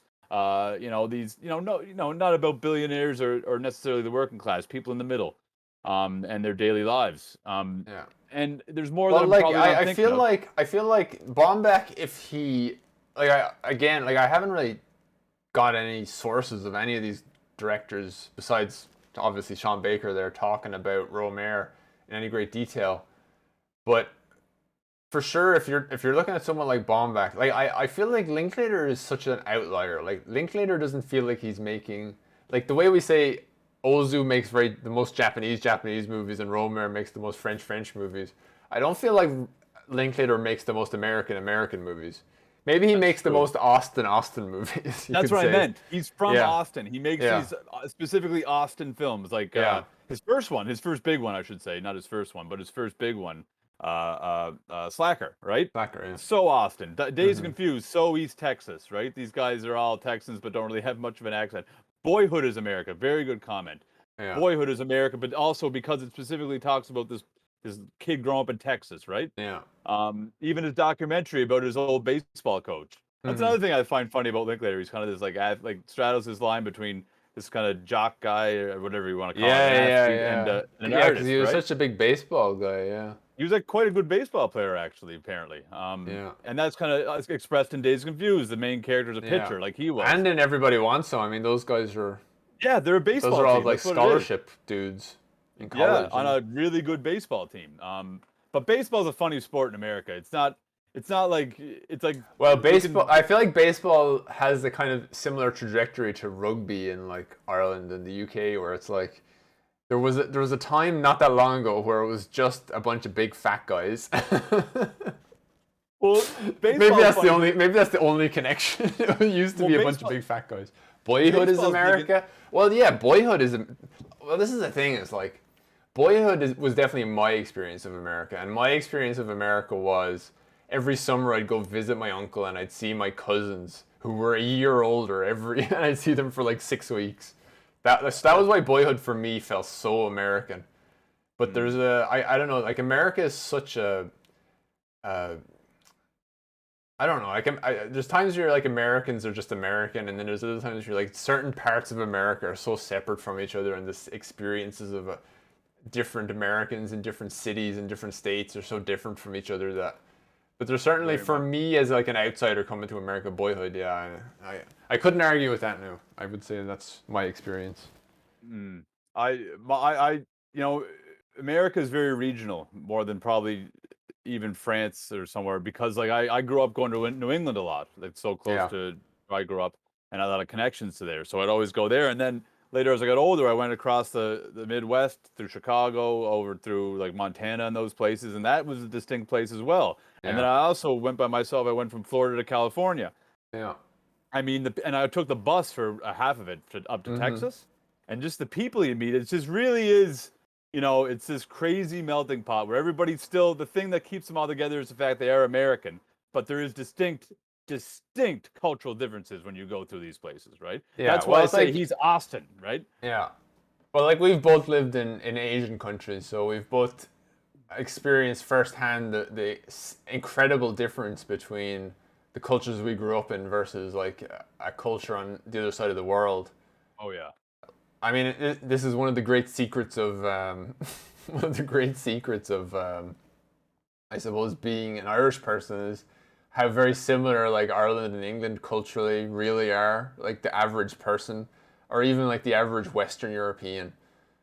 Like I feel like French people and Irish people get on incredibly well generally, because even though the French have a lot more kind of openness in terms of like sexual matters, where the Irish have that whole Catholic thing. There's still the difference between like a Western European and an American is far more significant than like an Irish person and a French person. But it's like the same thing. Is like, despite the fact that someone like a black person in America versus a white person from the suburbs in Delaware, say, may have a very different experience. Like a black person growing up in urban environment in Atlanta versus like a white person in the suburbs of Delaware, obviously have a very different experience of life. There's still more similarities than either of them versus a person in Western Europe or a person in China or Japan or Korea. So, very much so. Yeah, it's fascinating, and it's like Rohmer was a real Baudelaire type figure, a real what do you call them? What was that?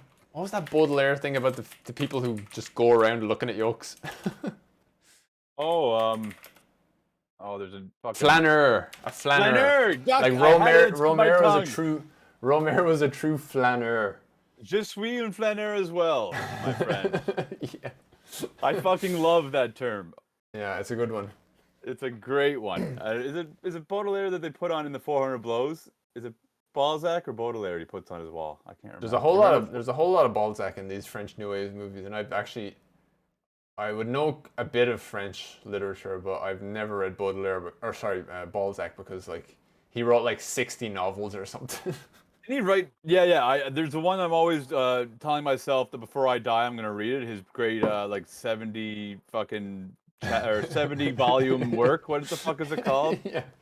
Where is it at? La Comédie Humaine. Yeah. His 91 finished works. It's a bit like Proust. Like I told myself, I tried to read Proust, and I was like, you know what? This feels like something I need to read when I'm like 40. Once I started it.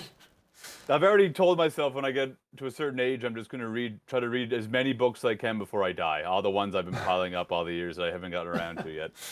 But yeah, no, there's a real literary quality to Mr. Rohmer. I think he said that he wanted to make the 6 moral tales into a book, but he wasn't good enough at writing, so he decided to make them into films instead. Well, that's what's kind of interesting about Rohmer is that, like, I suppose all the French New Wave directors were like film critics first and foremost. Yes. Like even like Rivette and I don't know about your man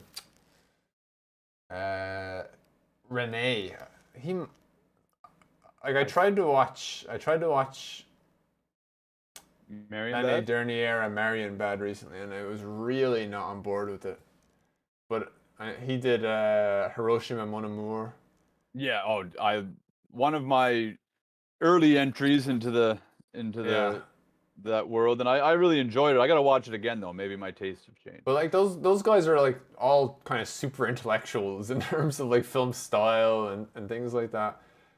And yeah, one of the things I always remember about the response to the 400 Blows, for example, by Truffaut, is that people were surprised about how touching it was from someone who seemed so like vicious with his criticism, like someone who seemed so cerebral and so, harsh with what he had to say about other movies. And all of a sudden he makes this incredibly like moving and sensitive portrait of a teenage boy in Paris growing up.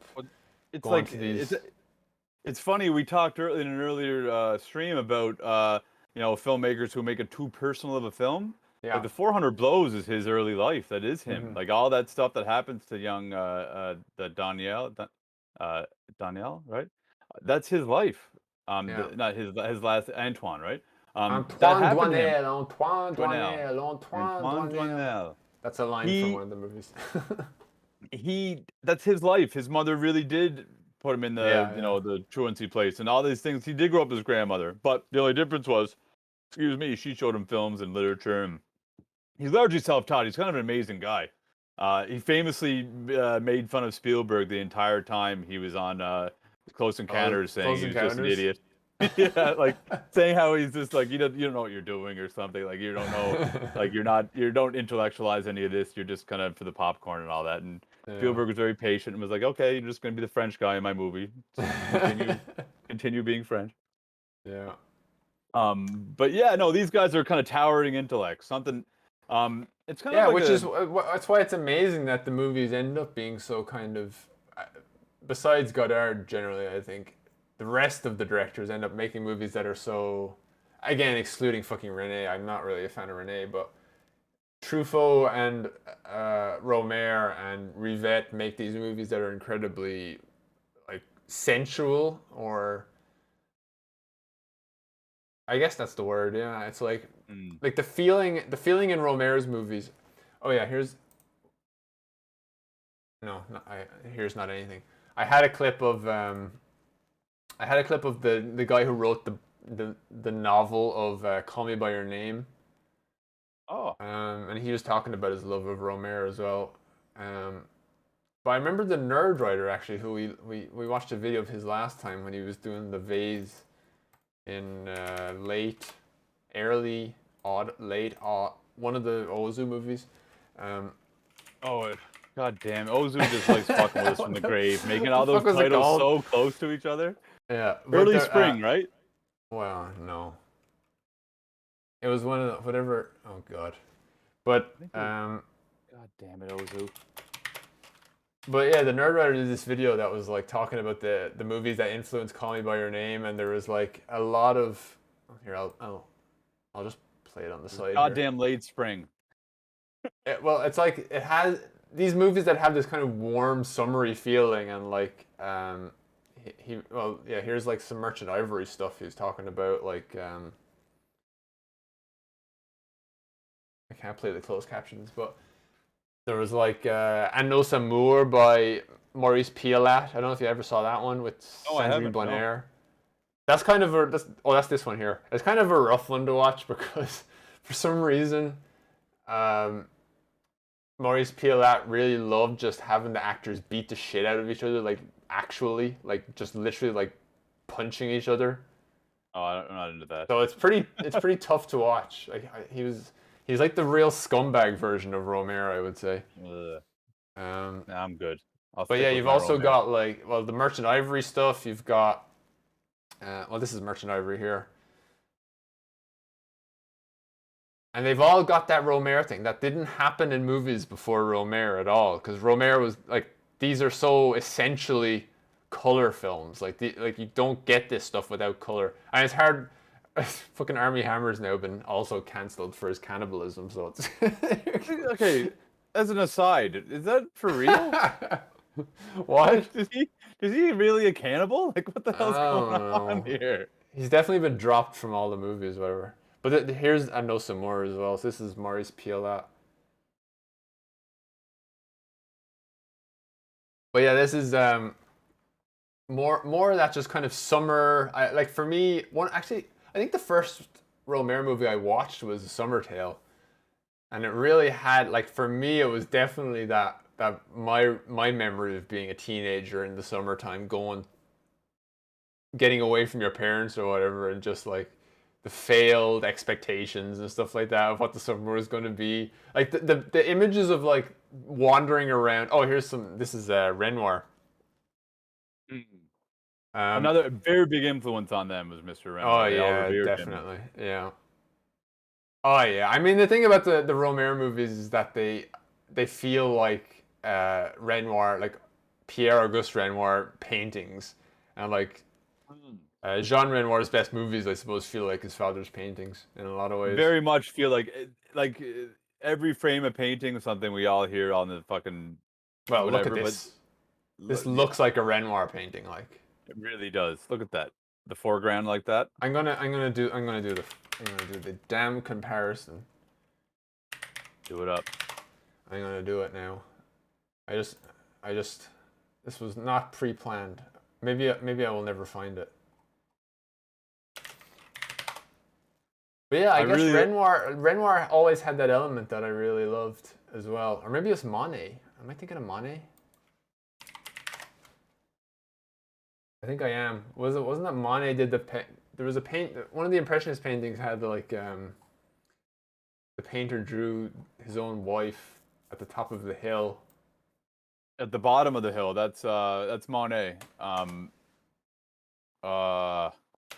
Here, let me find it. Oh yeah, here it is. I found it. No, it's the top of the hill. It's this one. This is the one I'm thinking of. I'm seeing the comparison. Oh, sorry. I'm seeing the comparisons here. Are they there? Am I imagining them? No, they're not. I'm not imagining. They both got the umbrellas. They got the same costume, the white clothes on. Yeah. See. Look at this. We're digging back through Renoir to the fucking 19th century and finding Monet and Renoir. It's great. Oh shit! I deleted the video. Renoir is kind of a. You're right about the Renoir paintings, though. Like there is kind of like one of them. What am I thinking of? Here, let me get on Google as well. there's one that I'm thinking of where there's a lady sitting at a table, and the color just seems like it's out of a. Okay, it's actually if Yeah, this this is as well, yeah.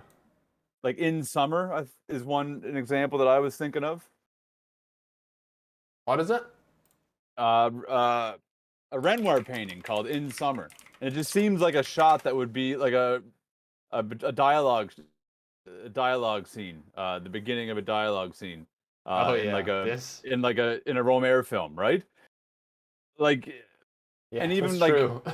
The framing is there. even Yeah. the framing, he never really does close-ups, right? He's not a big close-up guy. He Mhm. keeps everything, medium shots at the biggest. I think the closest shot sometimes will be two of them in the same frame, and they'll get kind of both their heads or something. Yeah. He really like the influences, the cultural influences on his films are kind of so wide that you don't even think about it because they're so simple. You're just kind of and like you said, you're kind of like caught up in the dialogue the whole Yeah. time because they're always talking and they're always saying something. It's not just like, oh, what are we gonna get? Are we gonna have pizza? Like they're actually having conversations that mean something. You kind of forget the fact that well, there's no music, but the influence that French paintings had or French literature. Look at the Green Ray, great ending shot of any film. The Green Mhm. Ray. Um, you talked about A Tale of Summer. I fucking really enjoy that film a lot. Out of the Four Seasons, I Yeah. forget what the actual name of the series is, but The Tale of Autumn is still my favorite. But number two, I think, is Tale of Summer. I really enjoy that film. Mhm. You got to watch them all. A Day in the Country. Yeah, this is one of the great ones. I think this is on Criterion actually. Day in the Country. One of the great unfinished films. But I mean, I've always Unfinished? been a fan of Renoir's. What was his big one? The regular Règle de jeu. de jeu. Yeah, That's on like every list. yeah, yeah. I mean, this has its own thing, and for sure, it's in this movie. And the Merchant Ivory stuff. I mean, I definitely feel like that's why. Well, That's I a mean, great quote. a film like Howard's. Oh, you want to see this? The The reason reason I don't like a close-up. close-up is because it excludes. It doesn't add. It takes away. It suppresses the relationship of the character to the set. Yeah. I mean, I would agree with that. I've never heard that in my life, and I'm happy that I was okay. That makes sense. Yeah. Well, it's like you go back to that great Tony Joe video where he has the Samuel L. Jackson quote where he's talking about like you don't need like a wide, a medium, a close, an extra close. Like just like I've already given you everything you need to tell the story. What else do you need? I definitely the tendency towards detaching the actors from their location is a bizarre one that I don't understand why it's become the norm now. I guess it's the blue screen thing. I guess it's just like fuck them in front of a blue screen and we'll fill it in later. There's your movie. Maybe, yeah, maybe. I mean, that's a whole other can of worms. I guess we've already kind of knocked over. Blue Yeah, screen and world we instantly live in today. I start cursing the second I start thinking about CGI. So Let's get angry. Let's get mad at it. Just get annoyed. Timothy Chalamet, one of my new faves. But yeah, these guys are I feel like these guys have shown the way forward. I think so. definitely the fact that the internet is such a populist medium that is so kind of driven by popular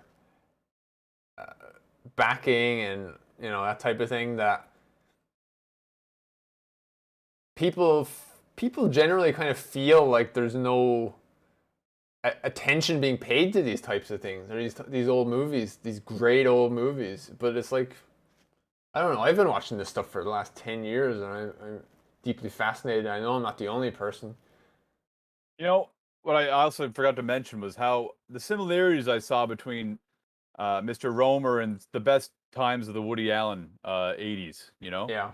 And also the cultural differences, right? Because Woody's Yeah. films always kind of hinge on the shame of these kind of relations or of some kind of, I guess classic drama in a way, of, cheating or infidelity or what have you. Whereas Romer doesn't, he leaves that judgmental. I think that, and also Woody's apparent and obvious need to kind of cut humor in because he feels almost too nervous to really be like that, to really just be, here it is, like Romer is. It takes a real kind of bravery in a way to just kind Yeah. of lay it all out there and let people just do their thing. And I love Woody's films in the 80s especially, and also late 70s, and his comedies. But I didn't realize until watching all these films, I mean, the clear influence that he kind of had on so many Americans, and it's some of the best ones, right? Yeah. And the stuff you're showing here as well. It's amazing. Like he to me is the most influential out of all of them, for me. It's just he was able to make films that were still relevant up until he was done. Like his Yeah. stuff in the '90s, I think is better. Oh, yeah, Like I think yeah. it's better. Yeah. It's The unbelievable. season stuff is pretty big. Rendezvous in Paris was so good. I was just infinitely impressed by it all. I can't wait to finish all the films. I only got through like half of his films this last little bit. Yeah. Well, I'm still holding out hope that the Bell Lightbox here in Toronto will open up again, that I can go see these season movies. How much does that remind you of? Okay, he puts it here. Like the Syllabus. kind of remember the dancing scenes a little bit in Yeah. Claire's Knee and in A Summer's Tale. He's at the club there and he meets that other girl and stuff like that. Yeah, look at that. It's just Whoops. spiritual. Hey now. Another thing I did love in the Six Oh, Moral there you Tales, go. the final one, Love in the Afternoon, it had every single woman from the previous films Yeah. walk by him, and he looks at them all in turn. Yeah. Great little early foreshadowing of the Marvel universe, let's just say. Yeah. One of the original. This one's for the fans. Mm-hmm. You see the new trailer for Chloe Zhao's newest film? I didn't say that at the start of the conversation. The Eternals had their trailer out. Yeah. Is it great? Yeah. No, We're not watching it on this stream. I'm Somebody never else gonna can watch watch it. anyway. Let the others watch it. No, there was just one shot that was clearly from Nomadland. I was like, oh, okay. Disney free zone over here. Well, Disney has all the movies now. Movies are going to be called Disney pretty soon. Like, I'm gonna go see the new Disney this medium. weekend. Do you come in? Yeah. You want to go to the Disney and watch a Disney? I don't know. I don't got any Disneys left. They're even it's going to be the currency. Oh dear. Vultures. Anyway. Yeah. I don't know. I feel like Rohmer gives us this great avenue that we can go down to really explore modern existence. It's like an endlessly kind of repeatable. It's not even a format. It's like just like an aesthetic or an idea. It's just like, I guess it's just like don't tell the audience too much. Don't give the audience not too much information, but don't tell them how to feel about everything that goes on. I can never forgive Disney for what they did to Winnie the Pooh. What did they do to Winnie the Pooh? What did they do to Winnie the Pooh? He's a Canadian icon. There wasn't a live action Winnie the Pooh, was there? Fuck, they probably made him into a grizzly bear and he actually ate somebody or something. There was definitely one. There was like a Christopher Robin movie. I know, with Donald Gleason. No, I'm at it. No, I'm done. But he just looks terrible. What, you mean the cartoons? Oh, the cartoons are all right. I mean, yeah, the original sketches are extremely well done, but as far as like an adaptation goes, I don't think the Disney ones are terrible.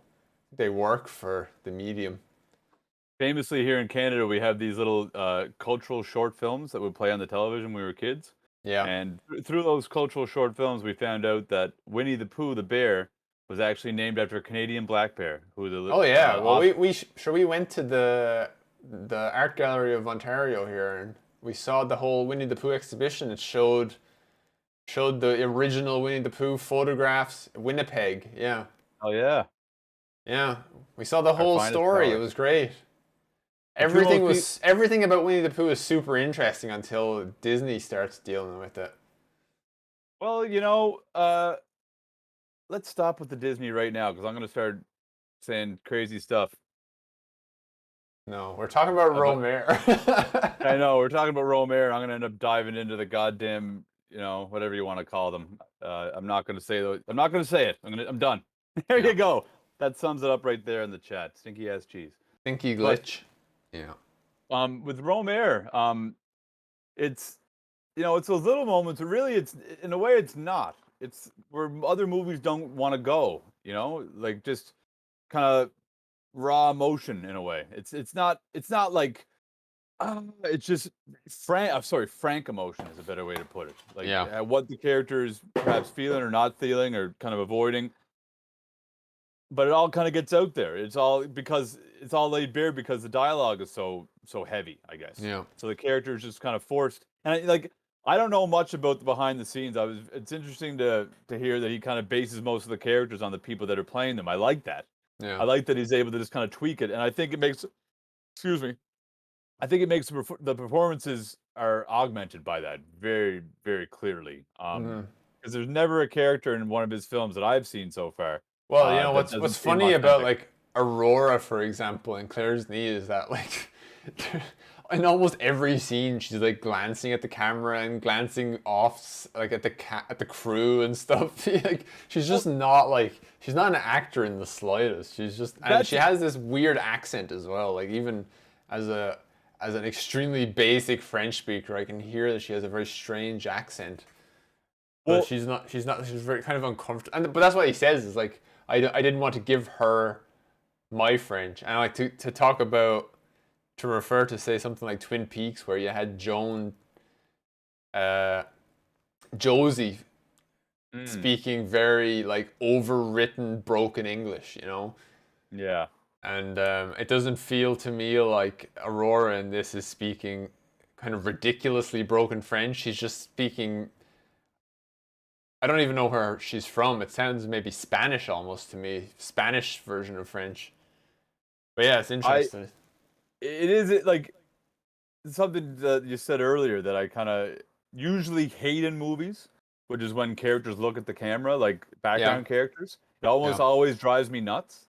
But for some reason, I kind of like it in Rohmer's films because it happens a lot.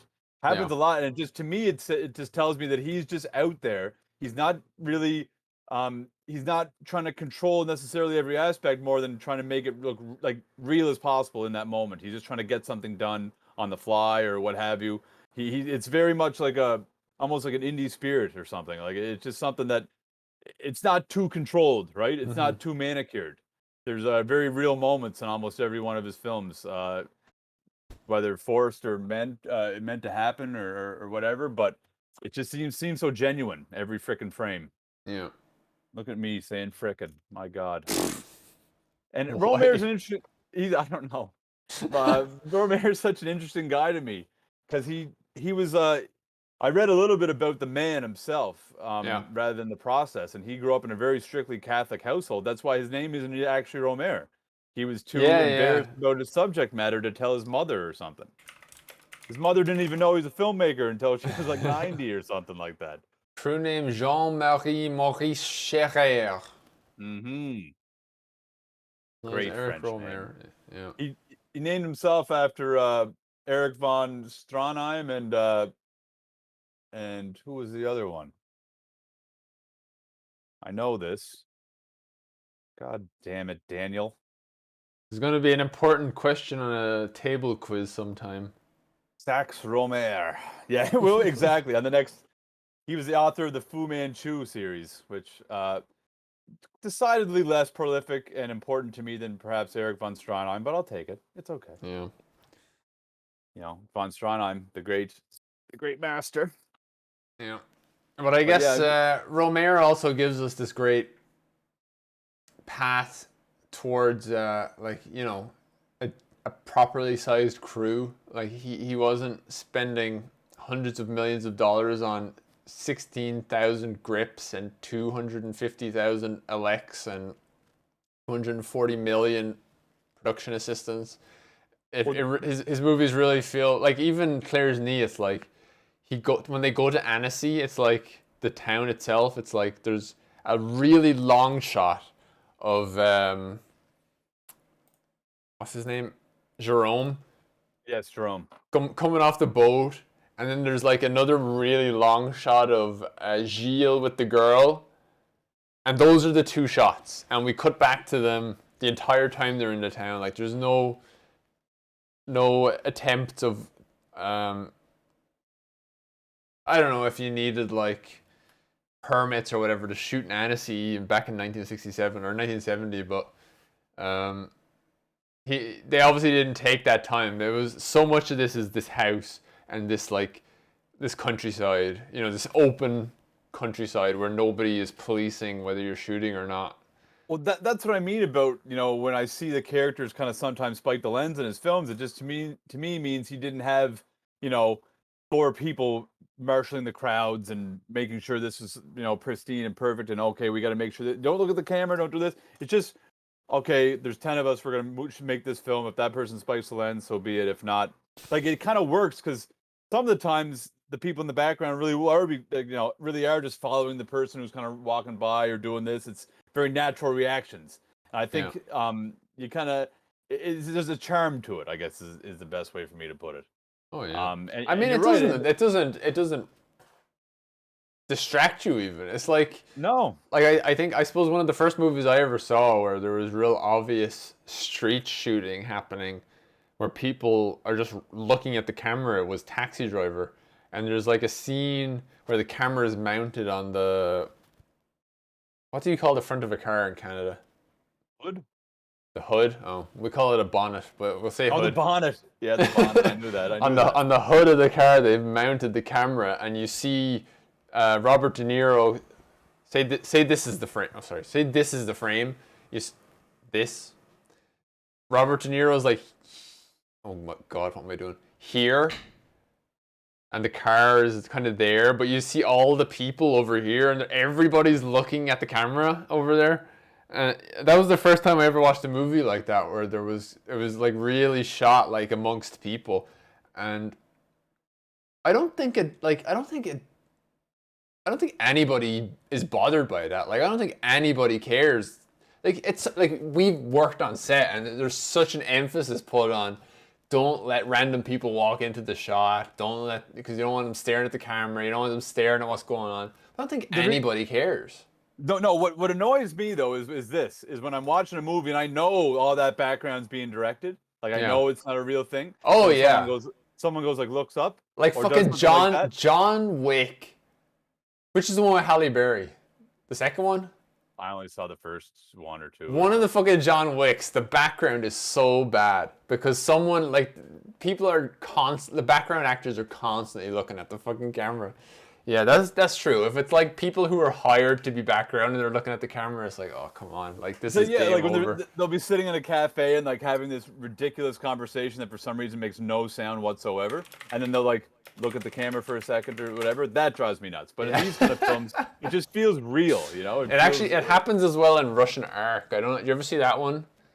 Oh, the one take film. I've only seen part of it. I kind of got a little. It's really good, but towards the end they have this ball scene where they're playing. I can't remember what music it is, but there's this one background guy. And he's really trying to avoid being in front of the camera, but he keeps ending up in front of it, and you keep seeing him like looking up like, oh God, and then like moving away. He's like, oh God, there's the camera. It happens like 3 times, and you're like, you know what? Because it's a one-take movie, that's not enough to kind of derail it, but yeah, it kind of sucks. I'm not into the one-take movies except with one exception. Have you ever seen Victoria, German film? I tried watching it. It felt a bit Gaspar Noé for me. It wasn't. I don't. Oh no, it wasn't fucking Gaspar to me. Excuse me. I think it's actually a Spanish film. But it's it's German, isn't it? It's set in Berlin. It's set in Berlin. Oh, but she's Spanish. That's what it was. It's set in Berlin, but she's Spanish. It's in Berlin. But I was in a film festival watching it, so I kind of was able to really like kind of hone in. I was able to appreciate it more maybe because I was in that setting, but But I enjoyed that. I thought it was pretty good. It wasn't Gaspar Noé to me because there was no like nobody got their I don't know their dick cut off or something like he would probably do. Yeah. Sorry, I don't really like Gaspar Noé very much. Not into it. I remember I put on Into the Void with me and C, and after Yeah. like 10 minutes, she's like, "Turn that fucking shit off." I was like, "All right, no problem." And Yeah, then no. another friend of mine showed me Carnet, and I was, I just kind of foisted this fucking movie onto me, and there's a horse murdered in the first 10 seconds, and I'm like, all right, I didn't need to know how the French make horse. Yeah. He's just he's not for me. No. Not my cup of tea. The scene I was thinking of in John Wick is in the second one actually, but I don't think I can find it. I don't think I can find the specific bit. I mean, but yeah, it's when they're at the there's a concert. It's like it's not the Coliseum. It's in Paris, I guess, somewhere. John Wick 2 is in Paris. Oh, I can't remember where it is.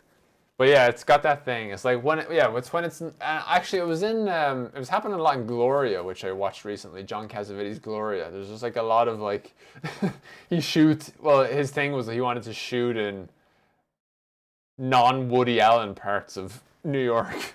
Yeah. So there's a lot of people like I can remember pointing at the camera and stuff. Especially kids in like where are they at? They in Spanish Harlem or whatever they found it. I remember there's like a very specifically a taxi cab scene that always stuck out in my head because I watched that film. That's actually I think the first Cassavetes film I ever watched, and I didn't know it was his film till like 15 years later. I didn't know I was a kid because it was like it's kind of it's not really his normal material, I guess you would say. And there's this I remember very clearly. There's these kids like running behind the cab, and they're like, holy shit, there's there's fucking a camera in there. Yeah. But yeah, that's definitely Cassavetes had a weird career, right? He was always struggling to get stuff made, and I think he disowned that film completely. But I have a nostalgia for it because it reminds me of the great Jonathan Demme flick, Married to the Mob, with Michelle Pfeiffer and Alec Baldwin, and it's a silly gangster film that I have a lot of love for. But anyway, for another day, Jonathan Demme. Yeah. The GOAT. But yeah, I think this like a lot of Rohmer stuff was very much like run and gun in a kind of undramatic way. Like I feel like Godard's run and gun stuff was so very dramatic. Particularly like the whole idea of this scene in Breathless where the cinematographer Raoul Coutard was in like just hidden in like a cart that they were rolling down the Champs-Élysées. Oh, okay, yeah.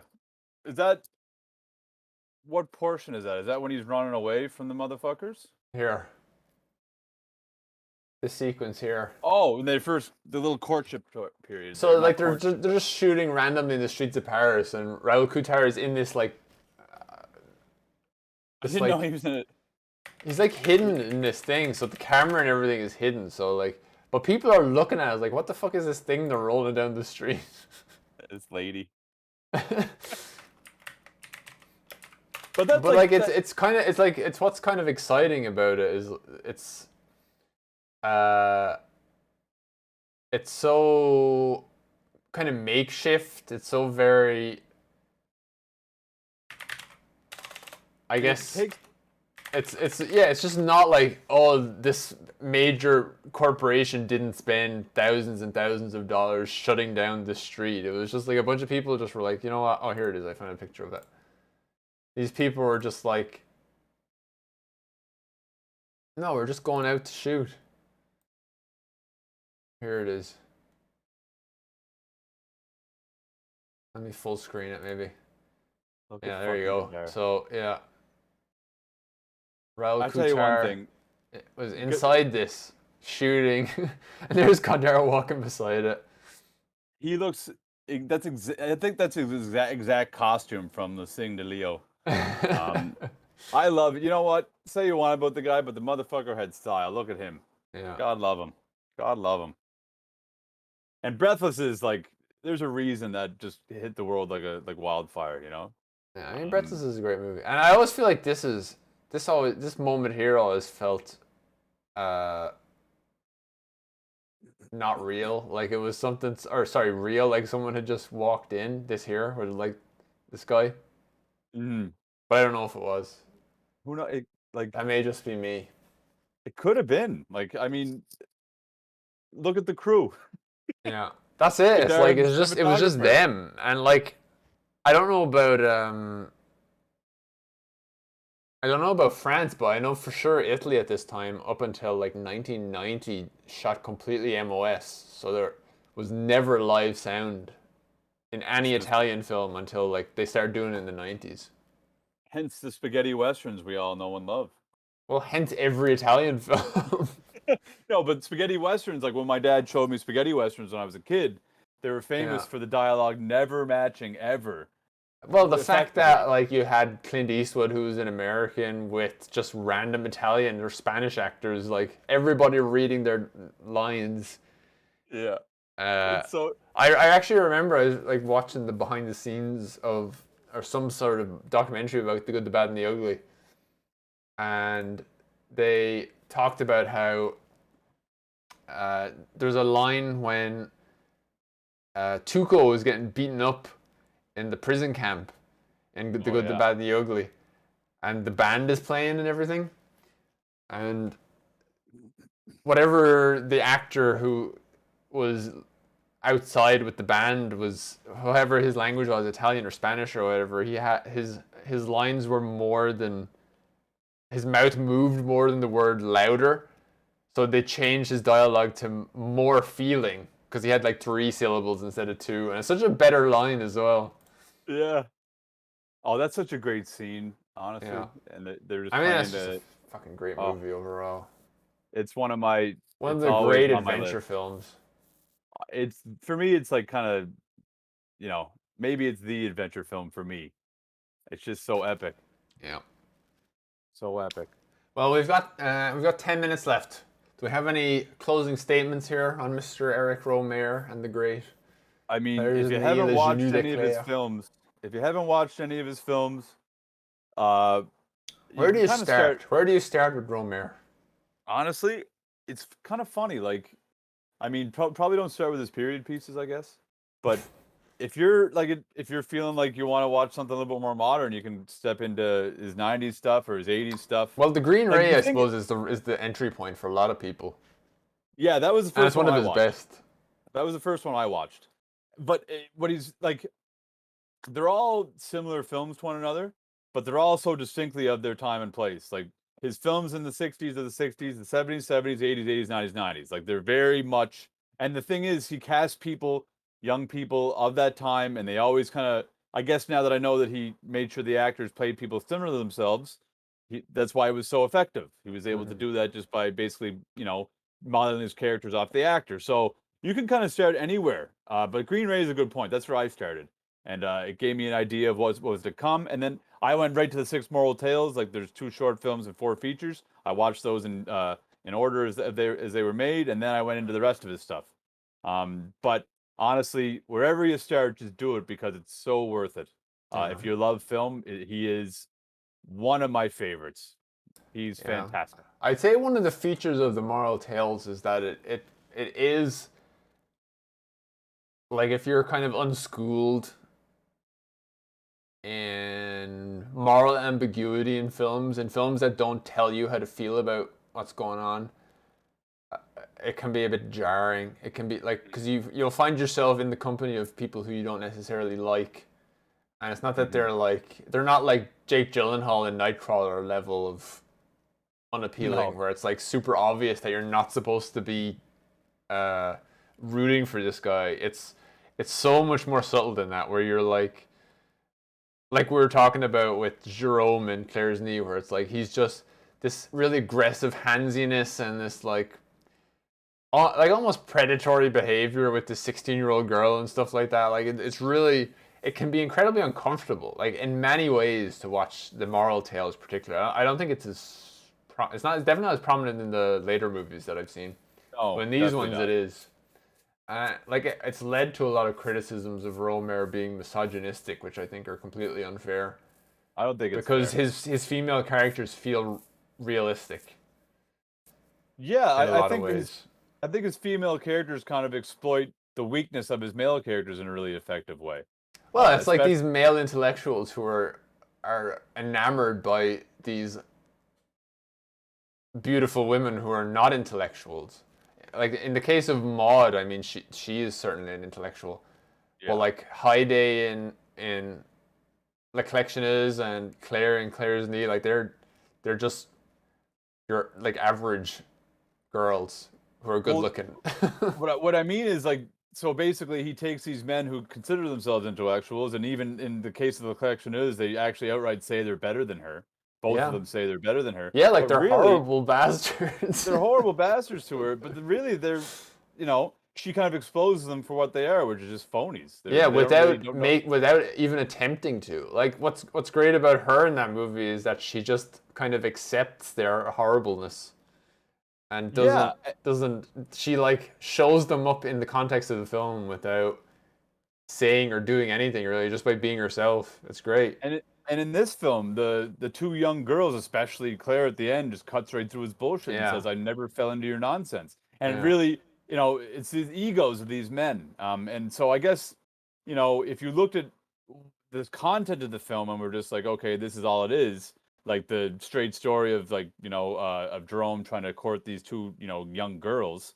Yeah, maybe there's misogynistic tendencies, but you're not really understanding what's going on. The Yeah. power doesn't really lie with him at all. It really lies in their court, and that's kind of to me where the misogyny fades away, and it's really Yeah. just showing on its face how basically these men how they suck, especially in the collection news in this film. My Yeah. Night at Mods, it's a little bit less. Love in the Afternoon, I think it's kind of in between. Mm. But he's a bit of a bastard as Well, well. I so. certainly remember Suzanne's Career, which is his like 60, 55-minute film. Yeah. I definitely remember at the end being like, thank God Suzanne found a nice fella in the end and got away from those horrible bastards. She's real throughout the whole thing, and so is Yeah. Heidi, and so is Laura, Yeah. and so is Claire. They're all themselves. They're not putting on some fucking show like Yeah. all the men are that are trying to court them, right? Yeah. It's basically cutting through that bullshit in a way for Yeah. me. So like if you want to be, I guess, not challenged quite so difficult in such a difficult fashion in the beginning, watch The Green Ray or watch maybe the Season Tales. Yeah. But yeah, if you go into the moral tales, beware, your morals will be challenged. Like it's genuinely, it really is like incredibly effective. Even what is it now, 50, almost 60 or 55 years later. Yeah. Like you watch the 55 years movies later. and you're really made your own morals are definitely challenged, and it would be easy to just dismiss the films for their morality. But yeah, I think they're great. I think they're really incredibly good, and They are.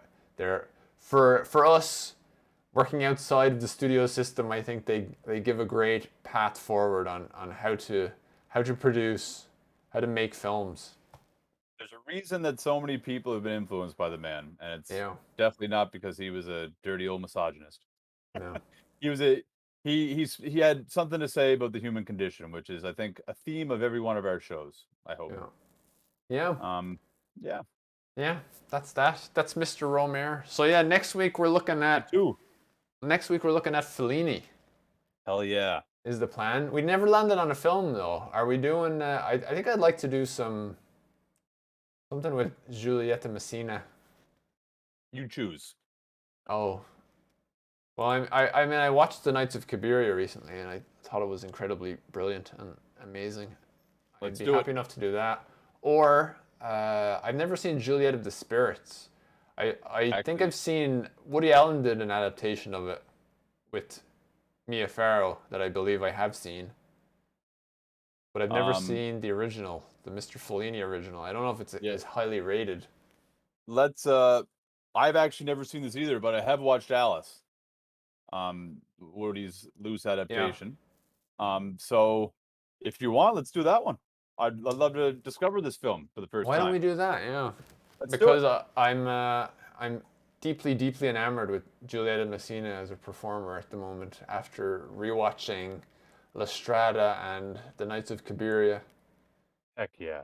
What an unbelievably incredible performer. What an incredibly emotive, probably the most emotive actress on the planet ever.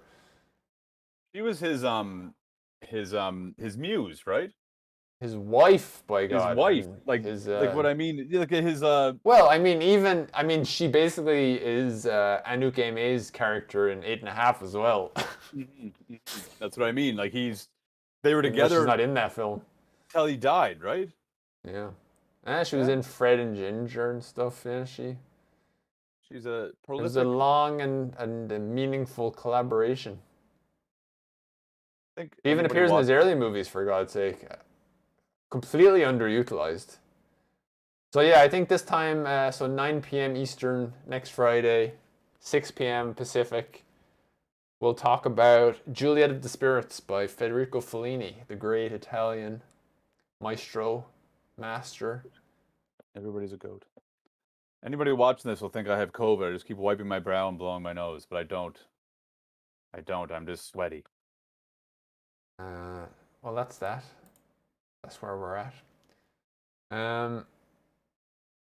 Yeah, so you can follow if you want.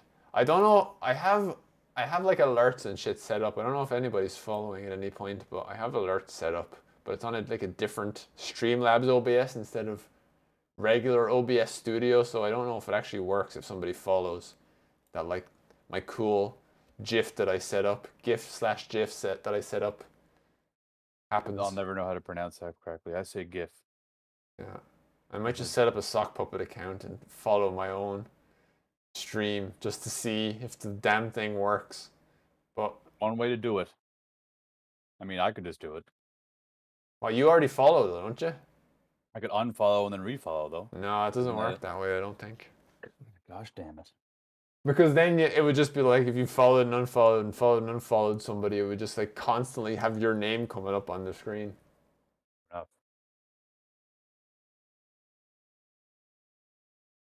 But yeah, that's the plan.